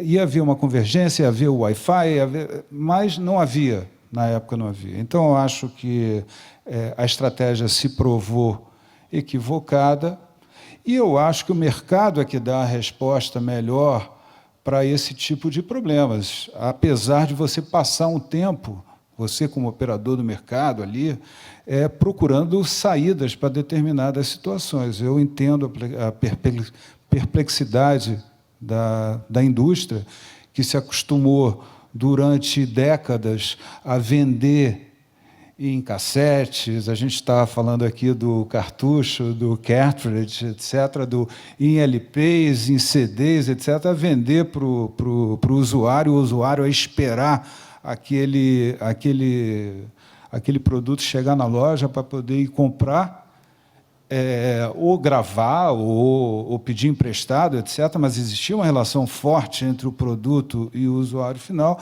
E a internet, principalmente quando o compartilhamento de arquivos tomou força a partir de 98, 99, com o Napster. Depois fecharam o Napster, não adiantou nada, porque veio as redes de segunda geração, o Kazaa, o Grokster, que foram fechados também, não adiantou porra nenhuma, porque veio os de terceira geração, os BitTorrent, LimeWire. O LimeWire ainda era um pouquinho de segunda, mas veio o BitTorrent, que está aí até hoje. Eu acho que ninguém hoje na indústria, todas as companhias têm uma preocupação em proteger seu conteúdo, mas eu acho que a preocupação maior é tornar o negócio viável, tornar o negócio sustentável e aproveitar ao máximo a monetização, os instrumentos, as ferramentas que a internet fornece, e aproveitar ao máximo a monetização dessas ferramentas, porque a perspectiva da indústria, num determinado momento aí, que eu acho que estava aí entre 2003, 2004, a perspectiva era péssima. A indústria vinha caindo, quedas abissais no mundo inteiro, não tinha lugar nenhum onde o negócio crescia. E a gente que estava ali dentro, acompanhando aquelas estatísticas, olha, como é que a gente vai desenvolver um negócio baseado em processos judiciais, em questões na justiça, educação do consumidor? Nada disso funciona, gente. Eu acho que o consumidor, a educação dele, na realidade, funciona da seguinte maneira. Ele pode... Ele tem uma ferramenta, ele tem um acesso, ele tem uma facilidade, ele vai experimentar, ele vai. E, graças a Deus, eu acho que o iTunes, por exemplo, foi lançado em 2003, se não me engano. Demorou um pouco a decolar por conta da questão de interoperabilidade, mas é um modelo que até hoje persiste. A gente tem nos principais mercados uma tendência leve de queda nas receitas com download. Aqui no Brasil ainda, talvez por ter chegado mais tarde, ainda é um setor do digital bastante importante. A telefonia móvel tem sua importância também. Nos últimos anos, o grande produto da telefonia móvel tem sido o ringback tone, e ele tem se mantido aí num patamar bastante razoável. Aquilo que o Cláudio estava falando, o mercado aqui é bastante diversificado, o mercado digital, entre download, telefonia móvel, streaming por assinatura e streaming pago por publicidade. E o streaming, na realidade, não é um modelo novo de todo, porque o YouTube está aí desde 2005, 2006, e o que o YouTube faz é streaming de vídeo, pago por publicidade, é grátis para o usuário, mas não tem almoço grátis. aquele consumo está sendo bancado por publicidade. No caso do YouTube, tem uma questão que está sendo discutida, que é uma questão relevante, onde o Google, dono do YouTube, se aproveita, de uma certa maneira, na ótica da indústria, de uma posição de safe harbor, não sei... Safe Harbor é uma figura jurídica que existe nos Estados Unidos que protege companhias de internet baseadas em conteúdo gerado por terceiros, que é exatamente o caso do YouTube, do SoundCloud. Então, eles têm uma responsabilidade limitada sobre aquele conteúdo e eles, na realidade, pagam menos do que os novos serviços de streaming, como o Spotify, como a Deezer, como o RDO, como o Napster, como vários outros serviços de streaming. O Henrique mostrou alguns, outros que o Henrique mostrou são rádios mais próximas do conceito de rádio que a gente está acostumado a conhecer, só que são transmitidas via satélite. Então, isso nos Estados Unidos está gerando muito dinheiro, é gerido coletivamente pela Sound Exchange, gera muito dinheiro para os titulares todos. E eu espero que um dia chegue aqui. Você compra um carro hoje nos Estados Unidos, você já vem com a Sirius ou a XM ou alguma outra rádio por satélite instalada nele. É um espetáculo. Agora, vamos ver aqui no Brasil, quer dizer, a gente falou muito do mercado no mundo.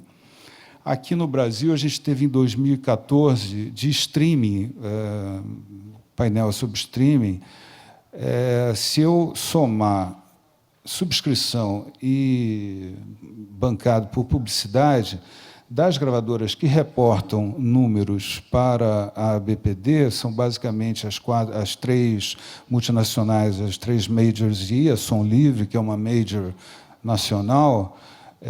A gente teve aqui reportadas receitas de subscrição de 31 milhões de reais e de publicidade 55 milhões de reais. Aí isso números do ano de 2014, a gente vê que na receita de publicidade tem uma participação enorme do YouTube, que era o grande player nesta área de conteúdo grátis para o usuário, mas pago apenas por receita de publicidade. De 2014 para 2015, já houve um salto enorme em termos proporcionais nas receitas de subscrição. Elas aumentam de 31 milhões para 54 milhões no período de janeiro a setembro de 2015, comparado ao mesmo período de 2014. É um salto de 163%. Proporcionalmente, é um salto grande. Só que os valores nominais eles continuam relativamente pequenos. A gente tem 54 milhões de janeiro a setembro faturados por todas essas 4 companhias aqui no Brasil.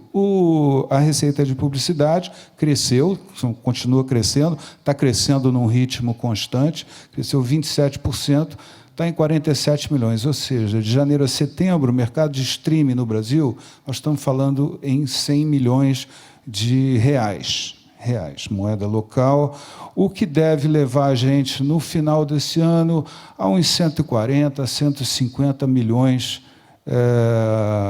de reais no mercado de streaming do Brasil. E aí eu acho que cabe o seguinte,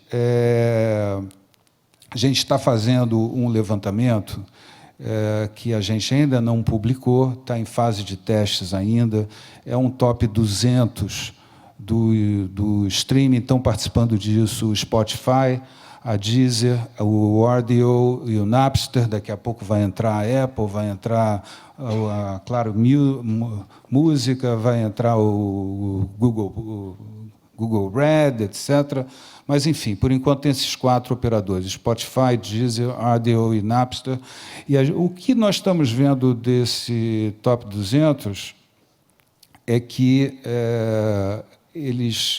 esses 200 mais tocados, só esses 200 mais tocados, eles geram em torno de 160 milhões de streams nesses 4 operadores, não estou incluindo aí o YouTube, por mês. Ou seja, você tem que multiplicar isso por 12 meses, vamos chegar aí a algo como 2 bilhões de streams no ano, e você divide essa quantidade toda por esses 150 milhões de reais. Por isso que o preço unitário do streaming, aliás, não são nem por esses 150 milhões de reais, porque você tem que incluir também aí o YouTube, que tem um peso muito grande no ad-supporter. Ou seja, o que eu estou querendo dizer, só usei esses valores para dar uma ordem de grandeza, é que o negócio do streaming é um negócio altamente pulverizado. E se um autor ou um artista, ou quem quer que seja, que vá olhar o mercado individualmente, sempre vai ver valores pequenos, pulverizados, e na casa de frações de centavo para cada tocada que o stream tem. No cenário da publicidade, principalmente do streaming de vídeo, do YouTube e o Vevo, são os principais players. O Vevo está dentro do YouTube, utiliza a plataforma do YouTube. O YouTube remunera mal, realmente remunera mal, deveria remunerar melhor, deveria se aproximar mais do que os outros players do mercado remuneram. Mas isso é uma questão comercial, é uma questão entre partes, entre gravadoras, entre plataformas, etc. Mas é importante que o público saiba, é importante que os artistas saibam, porque tudo isso é muito recente, é muito novo, é muito bacana, muito interessante também, e mobiliza muita gente. Prova é que a gente está aqui numa terça-feira, final de tarde, auditório cheio, escutando a gente falar. Eu acho que o assunto mobiliza realmente, o assunto é importante. Mas a verdade é que o assunto é novo, e o mercado é novo, e ele tem que ser desenvolvido, ele tem que se desenvolver. E eu acho que muitas respostas para as questões colocadas aqui, principalmente pelo Frejá, agora no final, vão ser atendidas, ser respondidas nos próximos anos de alguma maneira. Essa discussão sobre remuneração de autores, remuneração de artistas, etc., ela está ocorrendo no mundo inteiro, não é privilégio nosso. Enfim, eu acho que a gente vai evoluir aí. Os artistas são parceiros da indústria aqui no mundo inteiro. Eu acho que é a única forma desta indústria se reinventar, sobreviver e pensar em algum futuro, acertar a sua vida com os artistas. Então, era isso que eu tinha para falar hoje aqui, e vamos deixar para as perguntas. Obrigado. Obrigado, Paulo. Bom, eu agora passo a palavra para vocês e para os da poltrona em casa. As perguntas são via WhatsApp. O número está na tela, já recebi diversas, então já antecipo um pedido de desculpas aqui por não poder atender o número de perguntas aqui. Eu estou bastante confuso com relação a tantas perguntas e de que forma filtrá-las, mas vamos lá. Bom, uma primeira aqui que eu consegui pescar, eu acho que tem uma relevância interessante, porque o Paulo tocou em YouTube agora, e o YouTube continua sendo um serviço polêmico, né? Eu vou colocar para a mesa, ou melhor dizendo, para o tablado, e aí quem quiser fica à vontade para começar a responder. O que acham da briga dos autores junto ao YouTube, que não pagam a parte autoral, mas apenas a parte artística, e os valores praticados? Quer falar, Paulo? Vamos lá. Olha, até onde eu sei, estava aqui o meu querido Aloysio Reis, que pode me corrigir se eu estiver errado.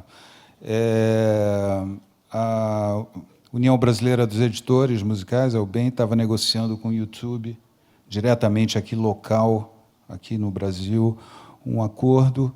Chegaram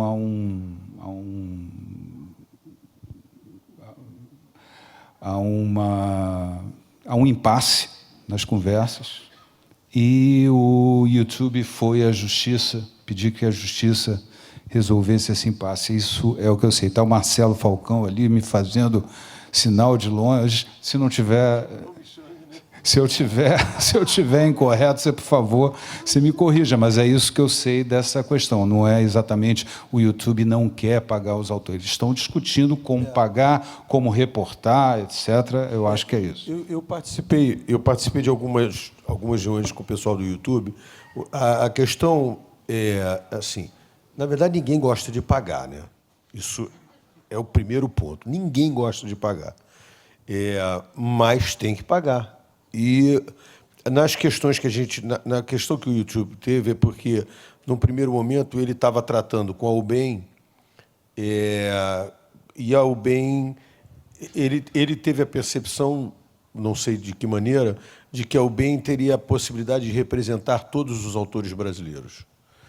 Só que a UBEM não representa todos os autores brasileiros, ela representa, não sei exatamente o percentual, 50%, 60%, 70%, não sei exatamente qual. E quando o YouTube percebeu que não tinha 100%, e que os autores que não estavam fazendo parte da UBEM estavam se queixando porque só quem estivesse na UBEM estaria recebendo, ele retrocedeu, e me parece, nas últimas conversas que eu soube que teve, que eles estavam abrindo a maneira deles de cadastrar as músicas de uma maneira igual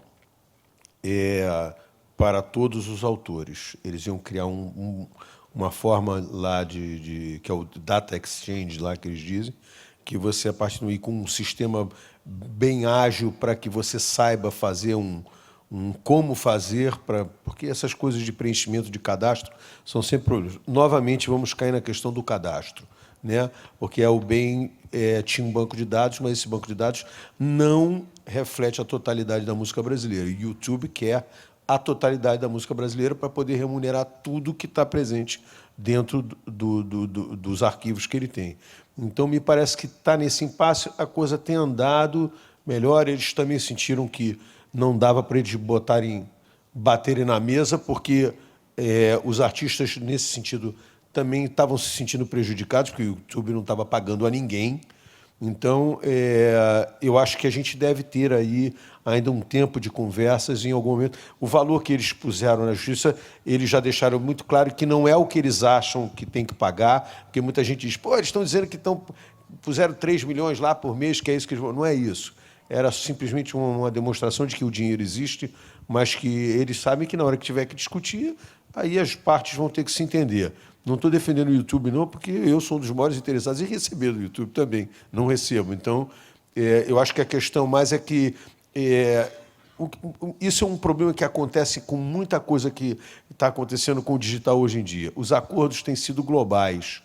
E, quando chega no Brasil ou em países que têm particularidades, bate, porque não tem condição de você fazer os acordos de uma maneira global e achar que o que encaixa nos Estados Unidos e na Inglaterra encaixa para o resto do mundo, até porque os Estados Unidos e a Inglaterra têm um tipo de direito e o resto do mundo pratica outro, cada um baseado num conceito de direito autoral diferente. Então, esses acordos globais, e normalmente vêm dos Estados Unidos porque a maior parte da indústria musical está lá, hoje, com essa globalização, eles estão tendo esse tipo de dificuldade, e o YouTube está tendo essa dificuldade no Brasil por erros do YouTube e por problemas nossos também aqui.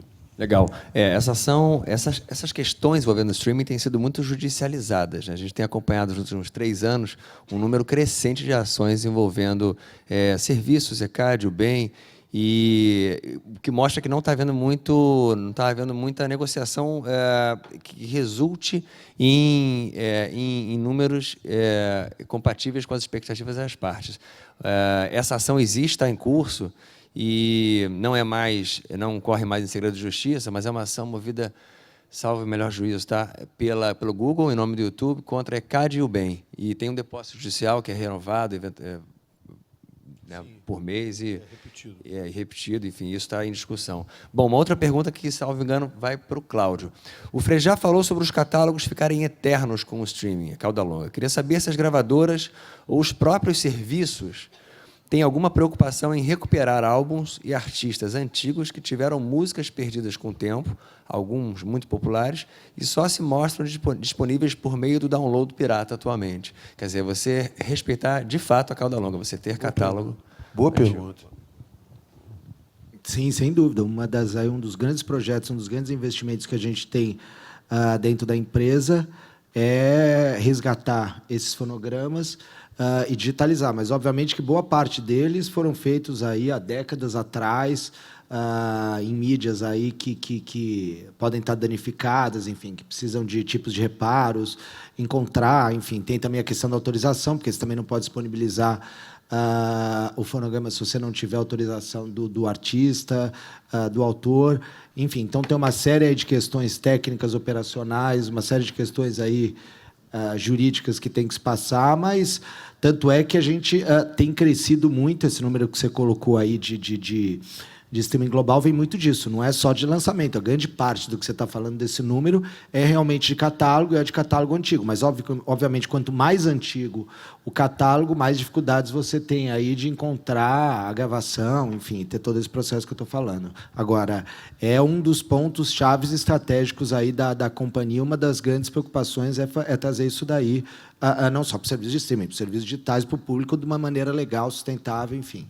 Então, a regra é disponibilizar, tendo os direitos, naturalmente. Não, óbvio.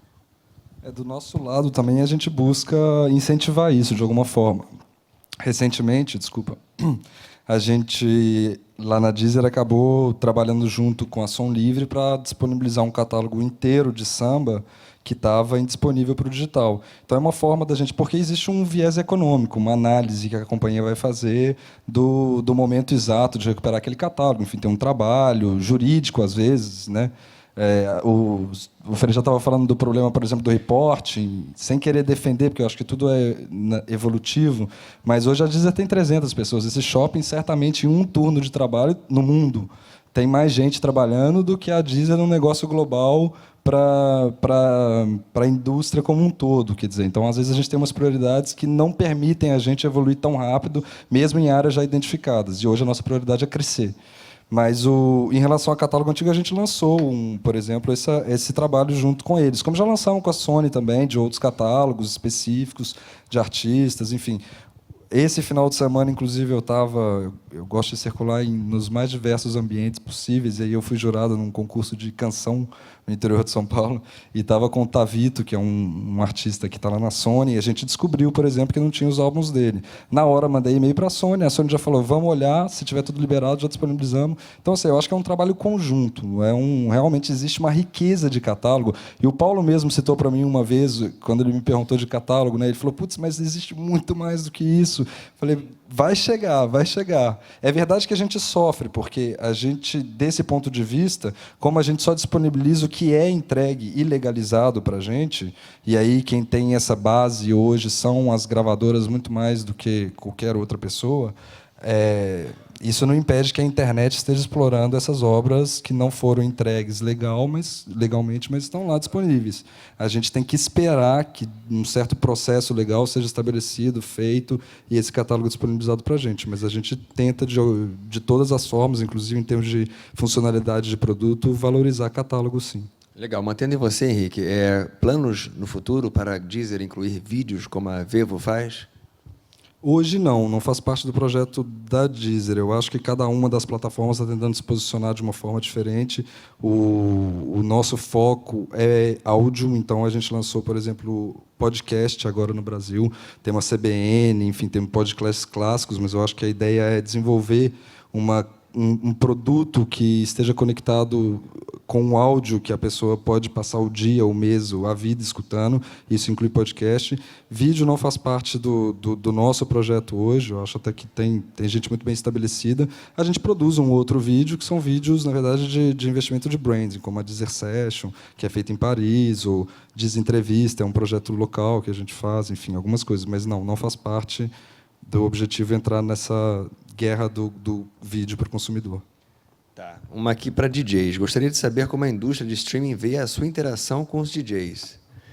uma vez que eles têm trabalhado com um catálogo selecionado e de grande tamanho, sendo esse catálogo previamente baixado para os eventos e de difícil acesso com os equipamentos atuais disponibilizados pelos DJs. Existe algum tipo de movimento nesse sentido? Estou tentando entender a pergunta, que eu acho que eu acho que é complexa. mais saber de que forma os serviços de streaming, e aí realmente não é o serviço em si que vai ter essa relação direta, talvez a gravadora, talvez, né? Da legalização desse eu tô uso, interpretando. Acho que enfim. ele tá falando negócio de você conseguir colocar as músicas na nuvem e quando você está num evento baixar e tocar direto da nuvem umas músicas que ele produziu. Eu acho que a resposta melhor Isso ele já pode o fazer pelo próprio computador dele, pô. Pode, na Deezer, por exemplo, você tem exatamente. um espaço de nuvem, você sobe o MP3 que não estiver disponível Diretamente, dentro né? do Deezer, você pode carregar na sua Deezer e acessar onde Ele você pode fazer tiver, um playlist enfim. que ele quer tocar naquela Pode. noite e pronto. E, inclusive, a gente tinha uma funcionalidade, eu teria que buscar para saber se Mas a ela licença não existe, permite DJ. essa utilização para fins de Pública? comerciais, né? Não, isso a plataforma é uma. É como se você perguntasse se o CDJ está licenciando o ECAD. Não, a gente é uma plataforma. Ele vai poder usar, O só uso que o ECAD público- vai saber tudo que ele tocou para cobrar. Porque se a festa é uma execução pública, então ele vai ter que mostrar qual é o playlist dele e ele vai pagar, a produção da festa vai pagar pelo playlist como qualquer coisa. Se tivesse uma pessoa tocando, se ele tivesse com os CDs lá, se tivesse com os vinis lá, do mesmo jeito que vai pagar o playlist do Deezer que ele preparou lá, ou do serviço de streaming que ele quiser, da mesma maneira vai acontecer. Porque, salvo o melhor juízo, a licença que você dá para o usuário que contrata o serviço não permite que esse usuário utilize comercialmente aquela faixa, tá? Isso varia de serviço para serviço, mas, por exemplo, ele não poderia usar como música ambiental, como música ambiente, melhor dizendo, de uma loja, por exemplo. Como Um uso privado. É um uso privado individual. Além da questão do ECAD, tem a Isso é utilização uma coisa do que eu acho próprio que usuário. pouca gente sabe. Tá lá escrito, mas realmente é algo que não é discutido, né? A música ambiente tem crescido muito, sonorização ambiental tem crescido muito e, inclusive, com relação às licenças, porque a gente tem uma mudança de modelo tão grande que, né, as rádios tradicionais, teoricamente, buscavam a música, né? Ao contrário, as gravadoras buscavam a plataforma, né? Buscavam as rádios tradicionais, o payola vem daí para que essas músicas se tornassem famosas. Hoje em dia, inverteu, né? Teoricamente, as rádios têm que pagar. As rádios online, se for de branded entertainment, se for com marca, tem que pagar para ter a licença de disponibilizar o fonograma e o autoral. Então, está havendo um movimento que é completamente oposto da divulgação que tinha Agora, e tudo isso é convencionado, porque lá atrás, na Lei de Direitos Autorais, qualquer utilização tem que ser previamente autorizada, aí, se o titular quiser, paga. Né? Exatamente. É uma questão de modelo de mercado, de negócio. Mas o Mazola tem preferência. Pega o microfone, por favor. Pega o microfone. Para a gente poder fazer o evento aqui, para vocês terem ideia, a gente teve que fazer um playlist. Então, não é uma coisa que a gente botou no ar e vamos tocar o que a gente quer. Não. Fizemos um playlist, fomos no ECAD, pagamos o ECAD. Então, tudo que está tocando aqui dentro, até amanhã no evento e fora, está tudo pago. Então, isso está regularizado, para quem quer regularizar. Né? É isso. E eu acho o seguinte, eu acho que uma coisa que eu acho que é importante a gente falar é quando você falou que teve muita judicialização das questões, eu acho que a aprovação que a gente teve da 12.853, que é a lei que reformou a questão da gestão coletiva, que foi aprovada em 2013 e começou a funcionar um ano depois e que agora há pouco tempo foi regulamentada, a questão é o seguinte, a gente tinha uma presença extremamente agressiva do ECAD nesse sentido. E eu acho que a gente hoje, tendo a instância regulatória do Ministério da Cultura, a gente tem uma agressividade que vai ficar arrefecida nos casos onde onde será necessário arrefecer. Eu acho que muitas vezes o ECAD chegava pesado em alguns casos, e acho que em outros casos não, ele tinha que chegar pesado mesmo, que a pessoa era um inadimplente reincidente, como a gente tem milhões de rádios aí espalhadas pelo Brasil que não pagam, né? E a maioria delas de políticos, e a gente vai ter sempre uma dificuldade muito grande de tratar disso politicamente com o governo, porque são interesses políticos que o governo também tem, porque muitas vezes são aliados do governo, né?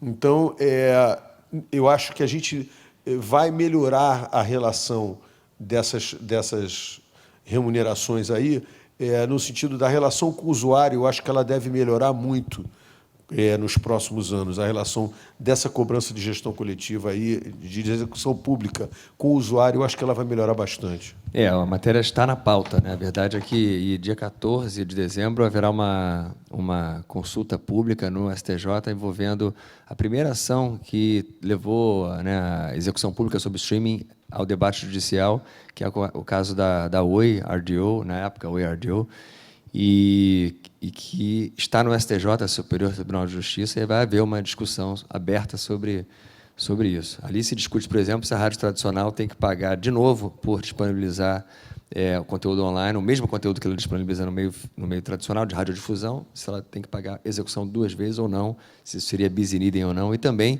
a questão da execução pública sobre os serviços de streaming on demand, que é talvez um dos temas mais interessantes hoje e que vai ser debatido amanhã. A gente tem um painel envolvendo agentes importantes dessa indústria que vão abordar esse tema. Voltando às perguntas, tem uma aqui interessante sobre a qualidade dos áudios do streaming. Qual a preocupação, tanto de gravadoras quanto dos players, de diminuir cada vez mais a qualidade e com a compressão dos arquivos? O próprio Neil Young tirou os álbuns de serviço de streaming alegando baixa qualidade. Por outro lado, você tem o Tidal, o serviço liderado pelo Jay-Z, mas cujos sócios são artistas bastante bem-sucedidos nos Estados Unidos, sobretudo, fomentando uma prática de ter arquivos de maior qualidade. Henrique, eu acho que o Frejá pode falar sobre isso também, mas qual é o futuro nesse sentido? Na verdade, antes do Tidal, a gente já tinha um serviço de alta qualidade, de FLAC lossless. É que não adianta a gente disponibilizar no mercado onde você não tem onde consumir. Eu vou te vender um produto que o seu celular não consegue executar, quer dizer, hoje o nosso MP3 é 320, mas nesse produto, que é FLAC lossless, que a gente tem lá, que é o Deezer Elite, tem nos Estados Unidos, tem no Canadá, tem no México, porque a gente lançou ele junto com um parceiro que executa essa música em alta qualidade, que no caso foi a Sonos, que é um equipamento de execução musical, um equipamento de casa, e depois lançamos a mesma oferta junto com a Bose. Então, a gente tem esse serviço, a gente está preocupado, a gente acha que é um mercado, claro, não tão amplo quanto o mercado onde o preço vai contar, porque esse produto custa o dobro, que é o mesmo valor que a Tidal cobra também. Mas a gente tem e está preocupado em oferecer um som de melhor qualidade. Eu trabalhei antes da Deezer na Microsoft, em vários produtos de música, lá na França. Eu morava lá e enfim, lançamos diversos. Os primeiros produtos, a gente tinha formato específico de telefone, AC, enfim. Era horrível, a qualidade do som era horrorosa. Depois a gente passou para o MP3, que já era um ganho, e o MP3 128. Aí o alto era o 256. Hoje a gente está falando em 320 como regra, e o alta qualidade, que é o FLAC lossless. Eu acho que é uma conta também que a gente faz entre o potencial de consumo, e isso inclui o equipamento da população, quer dizer, o que você tem em mão para consumir, o interesse, a banda, claro. Por isso que esses produtos que a gente lançou em alta fidelidade hoje são todos produtos de home, né, de consumo em casa, desculpa a tucanização. E aí a gente vai se mapeando muito por isso, porque, como eu falei, no mesmo caso do desenvolvimento do produto, a gente tem um mercado de bilhões de pessoas que ouvem músicas. Como a gente vai se direcionar nesse mercado? A gente tem que identificar onde a gente pode ir mais rápido, porque a gente está com a corda no pescoço, do ponto de vista do interesse, eu diria isso. E eu acho que, no caso, eles são até os menores responsáveis, porque a nossa banda larga é uma porcaria, né? Venhamos e convenhamos. Ela é instável e, assim, as pessoas que têm uma banda larga que funciona são uma minoria. E, para você ter áudio de alta qualidade, você tem que ter uma banda larga eficiente, porque o áudio ele é pesado quando ele tem um arquivo maior, ele é muito mais pesado, o tamanho é muito maior. Né? No caso, se você botar um áudio de CD, por exemplo, um disco inteiro em banda larga para alguém ouvir direto em streaming, já deve ser difícil hoje. Agora, se você puser isso em 2496, que eu acho que seria um padrão razoável de alta resolução para todo mundo ter, a gente tem que sonhar, assim, eu acho que a gente tem que pensar em 10 anos aí de banda larga no Brasil para a gente pensar em chegar nesse padrão. E o espaço que vai ocupar no aparelho também. Não, mas eu acho que isso não, porque é streaming. Na verdade, você está o tempo todo... Hoje em dia já não tem mais nada que fique contigo. Fica em algum servidor, em algum lugar, não tem armário mais para isso. Né? A questão que é uma vantagem também do áudio digital é que não tem armário. Mas o download temporário, aquele que você fica enquanto paga, Sim. ocupa é espaço, verdade. né? É verdade, isso não tem jeito. O próprio aparelho, né, o próprio dispositivo vai ter que ter uma memória maior para poder arquivar isso. Senão você vai ter que segurar um disco de cada vez, se der, né? Tem que andar com HD externo no bolso. Tem que pensar um detalhe também, que a maioria dos ouvintes de música no Brasil, hoje no mundo, eles ouvem música no computador ou no fone do próprio telefone, etc. E as caixinhas do computador, por mais que elas tenham qualidade, elas têm um limite também. Quer dizer, hoje, cada vez mais é difícil você... É claro que tem muita gente que ainda tem isso, e audiófilos que gostam de ouvir com alta qualidade. Eu mesmo, em casa, eu tenho um sistema que eu posso abusar do volume, abusar das frequências, etc., e eu vou ouvir bem. Mas a maioria mesmo ouve música no computador, o que é uma pena, ouve música no fone de ouvido, pequenininho, e eu acho que isso também vai fazer parte do processo de evolução do mercado, de streaming, etc., o mercado digital como um todo. Ficando na BPD, e aí também chamando o Cláudio, uma pergunta aqui que eu vou aditar com algumas questões. A pessoa pergunta: o que as gravadoras acham de fazer parceria com youtubers para lançamento de música? Por exemplo, um canal de coreografias dançando músicas da Anitta.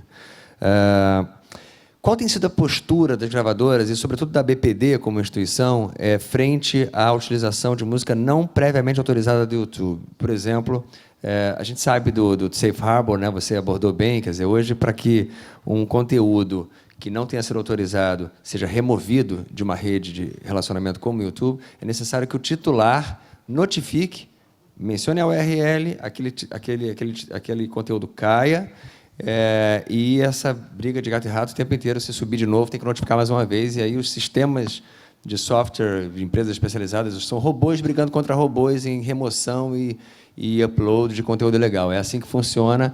Essa conta ficou sob os ombros do titular, que passou a ter esse encargo de bater, né, para ter o conteúdo removido, ou entrar lá naqueles sistemas de Content ID e tal, que você recebe uma remuneração pela utilização. Como é que a BPD olha isso? Como é que as gravadoras entendem isso? É melhor se unir, fazer o Content ID, receber alguma remuneração mesmo sem ter autorizado o upload, ou é melhor notificar, remover, ou ainda é melhor fazer alguma parceria com os youtubers para alavancar, para promover a música? Cláudio, eu vou responder a primeira parte. Eu acho que o processo de você ficar identificando o conteúdo, notificando e removendo, eu acho insano, mas ele existe e atende a uma parte do problema, principalmente quando você não disponibilizou o conteúdo ainda, o conteúdo já existe, já foi gravado e, por alguma maneira, ele vaza para a internet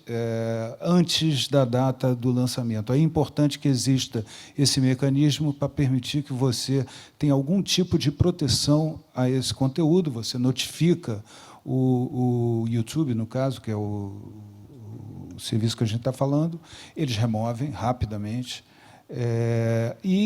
Agora, eu acho que a grande resposta é você tentar encontrar onde está seu conteúdo e tentar monetizá-lo da melhor maneira possível, porque senão você vai ficar nadando contra a corrente o tempo inteiro. A internet é muito grande, o universo dos serviços é muito grande, e você tem que, de alguma forma, criar algum mecanismo de monetização desse conteúdo.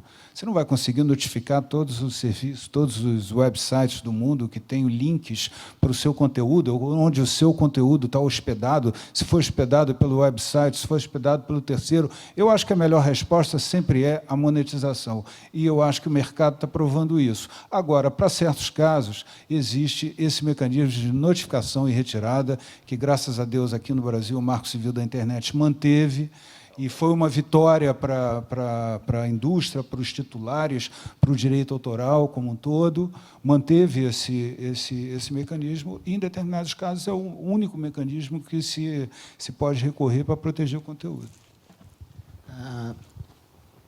Pelo que eu entendi da pergunta, vou tentar responder pela lógica que eu entendi. Nós estamos falando do fonograma original. O fonograma original ele tem um vídeo fonograma original que vai para o YouTube, no nosso caso vai para a Vevo, que por sua vez coloca no YouTube. E tem aquilo que a gente chama de UGC, ou conteúdo gerado pelo usuário. E esse conteúdo do usuário não está usando a imagem, mas sim a imagem original, do videoclipe, enfim, do vídeo em questão, e sim uma expressão aí do usuário. Isso, como regra, a gente não retira esse tipo de conteúdo, pelo contrário, como colocou o Paulo, a gente monetiza esse conteúdo, porque a gente é o detentor dos direitos da música. Inclusive, isso me faz lembrar de 2009, quando a gente fez na Sony Music Brasil o primeiro projeto global com o YouTube, que até na época o Chad Hurley, que foi um dos fundadores do YouTube, veio aqui até para conhecer o projeto, em que a gente incentivava YouTubers a fazer videoclipes ou webclips com fonogramas da Sony Music. Se eu não me engano, foram 9 artistas na época. Foi um case super bacana, em que exatamente isso. A gente incentivava que os usuários fizessem suas expressões aí individuais, seus webclips baseados em fonogramas da Sony Music, que são os vídeos gerados para o usuário. Bacana, bom saber disso. Quer dizer, então, os YouTubers, teoricamente, são bem-vindos e a postura é a monetização desse conteúdo. Uma pergunta para o Henrique. O valor médio das assinaturas de streaming no Brasil é sustentável com dólar tão alto? Não tem um valor médio, tem um valor único, né? R$14,90. A assinatura custa R$14,90. O que foge desse preço ou são ofertas feitas com operadoras de telefone, porque aí existe uma negociação diferente por ser um aparelho só possível de se conectar, ou são promoções de atração de novos usuários, que as plataformas costumam fazer, a gente inclusive. Sustentável de que ponto de vista? Do usuário ou do artista? Porque a gente tem que pensar... Eu acho... Para o serviço, em primeiro lugar. Para o serviço, Para o serviço, o tamanho do mercado e o valor hoje não sustenta. E eu acho que isso é muito evidente. Basta ver que todos eles recebem aportes exteriores de dinheiro para continuar crescendo e sobrevivendo. Qual é o break-even de número de usuários? Não sei te dizer. Depende muito de uma retração de investimentos também. Se amanhã a gente virar e falar, olha, eu não preciso mais investir na aquisição de novos usuários, pegamos esse ponto, tá? Que é o maior gasto fora do gasto fixo. Porque os artistas, ao invés de postarem as coisas deles, baixe no... Não vou citar marcas agora porque eu vou ser um pouco agressivo. Baixe em tal lugar ou escute em tal plataforma audiovisual, mas escute, assine o Premium e consuma aqui a minha música, que talvez tenha sido uma transformação que aconteceu a partir dos próprios artistas direcionando os consumidores dele para o CD numa época. Se a gente chegar nesse ponto e isso por si só for a ferramenta de aquisição única, talvez a gente atinja um break-even com os números correntes. Enfim, existe um investimento muito grande hoje da nossa parte no desenvolvimento dessa tecnologia, e até uma conversa que a gente já teve na IFPI ano passado, né, de como trabalhar conjuntamente para que, já que o streaming, que começou em 2007, de uma certa forma, pelo menos a Deezer recebeu o ataque judicial no começo, enfim, eram totais diferenças de mercado. Depois passamos a ser aceitos pela indústria de uma certa forma, e hoje somos, figura central nessa discussão do mercado da música. Exato. Como a gente, então, potencializar essa indústria como um todo para tentar acelerar a adoção desse novo formato, já que ele virou tão importante. Acho que essa ação que a BPD propôs, do top, já é uma ação extremamente interessante para a gente. A gente recebe, a Billboard começou a colocar no top deles streaming, e aí a gente já recebi pergunta de usuários perguntando... conta no top, se eu ficar ouvindo o meu artista, ele vai subir. A gente sabe que existe uma relação muito fanática do ponto de vista do usuário com o artista. Ninguém melhor do que ele para dizer ao fã, não direcionar, ninguém direciona ninguém, mas pelo menos abrir os olhos e dar a ele a experimentação de uma nova coisa. Eu acho que eu fugi um Bacana. pouco da Não, pergunta, não, mas até numa tentativa Mas de interessante. aproveitar esse momento onde Eu vou está todo só mundo tentar- junto e falar, vamos Interessante saber que o acelerar. serviço, teoricamente, ainda não é rentável, né, com o número de usuários atuais. Quer dizer, foi É mais que ou menos isso individualmente você a disse. operação basta pegar a porcentagem que o Frei já estava falando, mas atrás disso a gente tem um custo técnico, a gente tem um custo de funcionários e a gente tem um custo, principalmente hoje, de desenvolvimento. A gente tem muita coisa que precisa ser desenvolvida e tem muito mercado que precisa ser desenvolvido. Essas duas linhas ocupam, obrigam a gente a ter um gasto extremamente alto. Eu tenho uma pergunta, curiosidade só. Eles estão todos perguntando por WhatsApp para você? Poltrona, porque né? Tá todo mundo, ninguém fez Casa. uma pergunta da plateia. Eu estava assim, pô, será que está todo mundo... Não vi ninguém Bom, digitando. certamente tem gente Eles são olhando muito também, né? discretos. Só completando aqui o que o Henrique falou, eu acho que na apresentação do Cláudio estava dito ali números de 2014, 40 milhões de usuários de streaming no mundo inteiro, né? Quer dizer, subscritores, quer dizer, é um mercado potencial tão grande para se ganhar, enorme para se ganhar, mesmo mantendo os preços atuais, e não importa a relação do real com o dólar, o mercado daqui, olhando o mercado aqui, olhando o mercado nos Estados Unidos, na Inglaterra, na Europa inteira, etc. 40 milhões de pessoas no mundo. Hoje devem estar em torno aí de uns 60 milhões, na melhor das projeções, eu acho que deve ser por aí. É um potencial enorme. Eu acho que o Frejá falou em mercado futuro. Eu acho que eu aprendi se é uma coisa que eu aprendi desde que eu vi para a BPD e desde que eu comecei a lidar com questões da indústria musical, a tecnologia, a internet, etc., que a gente não pode prever nada. A gente pode arriscar algumas previsões, etc., mas qualquer exercício de futurologia é muito perigoso, porque no ano que vem, daqui a 2 anos, as coisas podem mudar. Mas até onde a gente pode ver hoje, este é o modelo do futuro. Eu não tenho dúvida. É lógico que assim, seria uma pretensão dizer que isso é o futuro, mas eu acho que nada parece mais razoável na relação de todos os elementos que estão envolvidos. Seja quem faz música, quem vende música e quem está usando, né? Acho que todo mundo, quer dizer, para a gravadora, ela descobriu uma maneira de vender música. Para mim, para o artista, ele descobriu que ele pode botar a música dele para vender novamente, porque ela estava sendo pirateada o tempo todo. E eu acho que para o usuário, essa facilidade de acesso. Eu acho que a gente pode ter discussões aqui sobre valores, sobre percentuais e tal, mas eu acho que o modelo da tecnologia, eu acho que isso hoje e eu digo isso com alegria enorme, porque eu acho que nunca na história da música, e não é nunca na história desse país, não, tá? Obrigado. A gente teve um tempo de transição tão longo entre um formato e outro. E isso foi trágico, porque vamos dizer assim, do 78 para o vinil passando. Do vinil para o CD, passando também. Com o tempo, por exemplo, eu comprava vinis, um dia eu pedi para um cara trazer 4 ou 5 discos para mim dos Estados Unidos, falei assim, compra aí para mim esses discos. Ele falou assim, olha, não encontrei nenhum, tinha tudo em CD. Eu falei, manda a próxima vez vir um aparelho de CD. Entendeu? Isso foi 80 e pouco. Exatamente. Então, é uma questão de você perceber que a transição foi acontecendo naturalmente. E, nesse caso, a transição foi para o limbo. Né? Quer dizer, você faz um produto que você a vida inteira vendeu, de uma hora para outra você não vende mais. E você não faz para vender, mas você vive da venda. Não é questão, eu faço música para vender, não, mas eu vivo do dinheiro que a música me dá. Então, quer dizer, como é que eu faço agora? Tem um lado da equação que virou 0, e por acaso tem uma multiplicação. Multiplicado por 0 é 0. Danei-me, né? Então, acho que agora a gente está chegando a um ponto onde a gente consegue realmente ver, como você falou, a luz no meio do túnel. Não vamos ver no fim, não, porque está muito longe o fim. Vamos ficar no meio do túnel. Eu acho que a gente está realmente vendo um formato que é razoável para todos.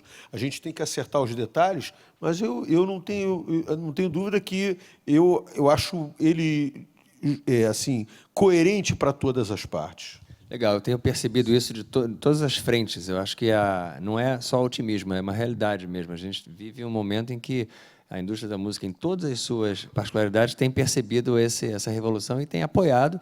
E eu acho que, certamente, em breve vai acontecer alguma coisa muito nova que vai romper também com esse formato, mas, até lá, parece ser esse o modelo a continuar. Gente, a gente Só acrescentando uma informação em relação a preço, porque era bem específica a pergunta. Existe esse valor que é hoje, que a gente entende que é um valor, foi estabelecido, enfim, de uma forma X para o mercado internacional, pelo valor do download, e isso foi chegando num valor. Não foi alterado. O que a gente percebe é que, pela penetração ainda muito baixa, preço ainda é um fator preponderante. É por isso que eu estava falando que vários de nossos serviços, a gente faz promoção de preço. Isso gera uma identificação de preço que atrai um novo usuário. A gente tem até muito cuidado de com quem fazer esse tipo de promoção, porque, às vezes, você coloca o preço lá embaixo, 3 meses por R$ 1,99, que a gente vai fazer por agora. E isso gera uma identificação do valor muito abaixo. Agora, é uma forma ainda de pescar. A gente ainda está pescando na vara, né? O dia que a gente estiver pescando de rede, aí a gente talvez consiga modelar um pouco melhor esse preço. Legal, gente. A gente está bastante estourado com relação ao tempo. Já tenho recebido notificações aqui. Daqui a pouco é judicialização. A notificação já passou há bastante tempo. Daqui a pouco vem um oficial de justiça. Mas eu vou, ainda assim, insistir e dar a palavra para 1 minuto, se vocês quiserem fazer algum tipo de comentário final de encerramento. Ele já acabou de falar. Eu acho que o Paulo quer falar alguma... Não, só para terminar, eu acho que toda essa questão da monetização do streaming, ela precisa ser entendida com a questão da escala de volume, tanto no mix de receitas de um serviço de streaming hoje, a maior parte vem das subscrições. O que vem de publicidade ainda é pouco. O Spotify, por exemplo, publicou no final do ano passado, abriu seus números, publicou, se não me engano, 91% da receita do Spotify vinha de subscrição, e eles tinham, na época, algo como 15 milhões de assinantes no mundo inteiro. Ora, então, o que eles faturam de publicidade ainda é pouco. A gente está torcendo para que isso cresça, mas o que dá realmente rentabilidade ao serviço é a subscrição. E, na subscrição, a gente vê que a gente está falando hoje de um mercado de 50, 60 milhões de subscritores de serviços de streaming no mundo inteiro. Ora, isso é um pouco mais da população da França. Isso dá para crescer aí geometricamente. Então, vejo isso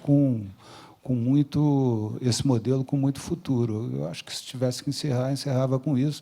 E agradecer aqui ao Mazola essa iniciativa, a Mazola, a Guta, a Dani, o pessoal da MZA todo.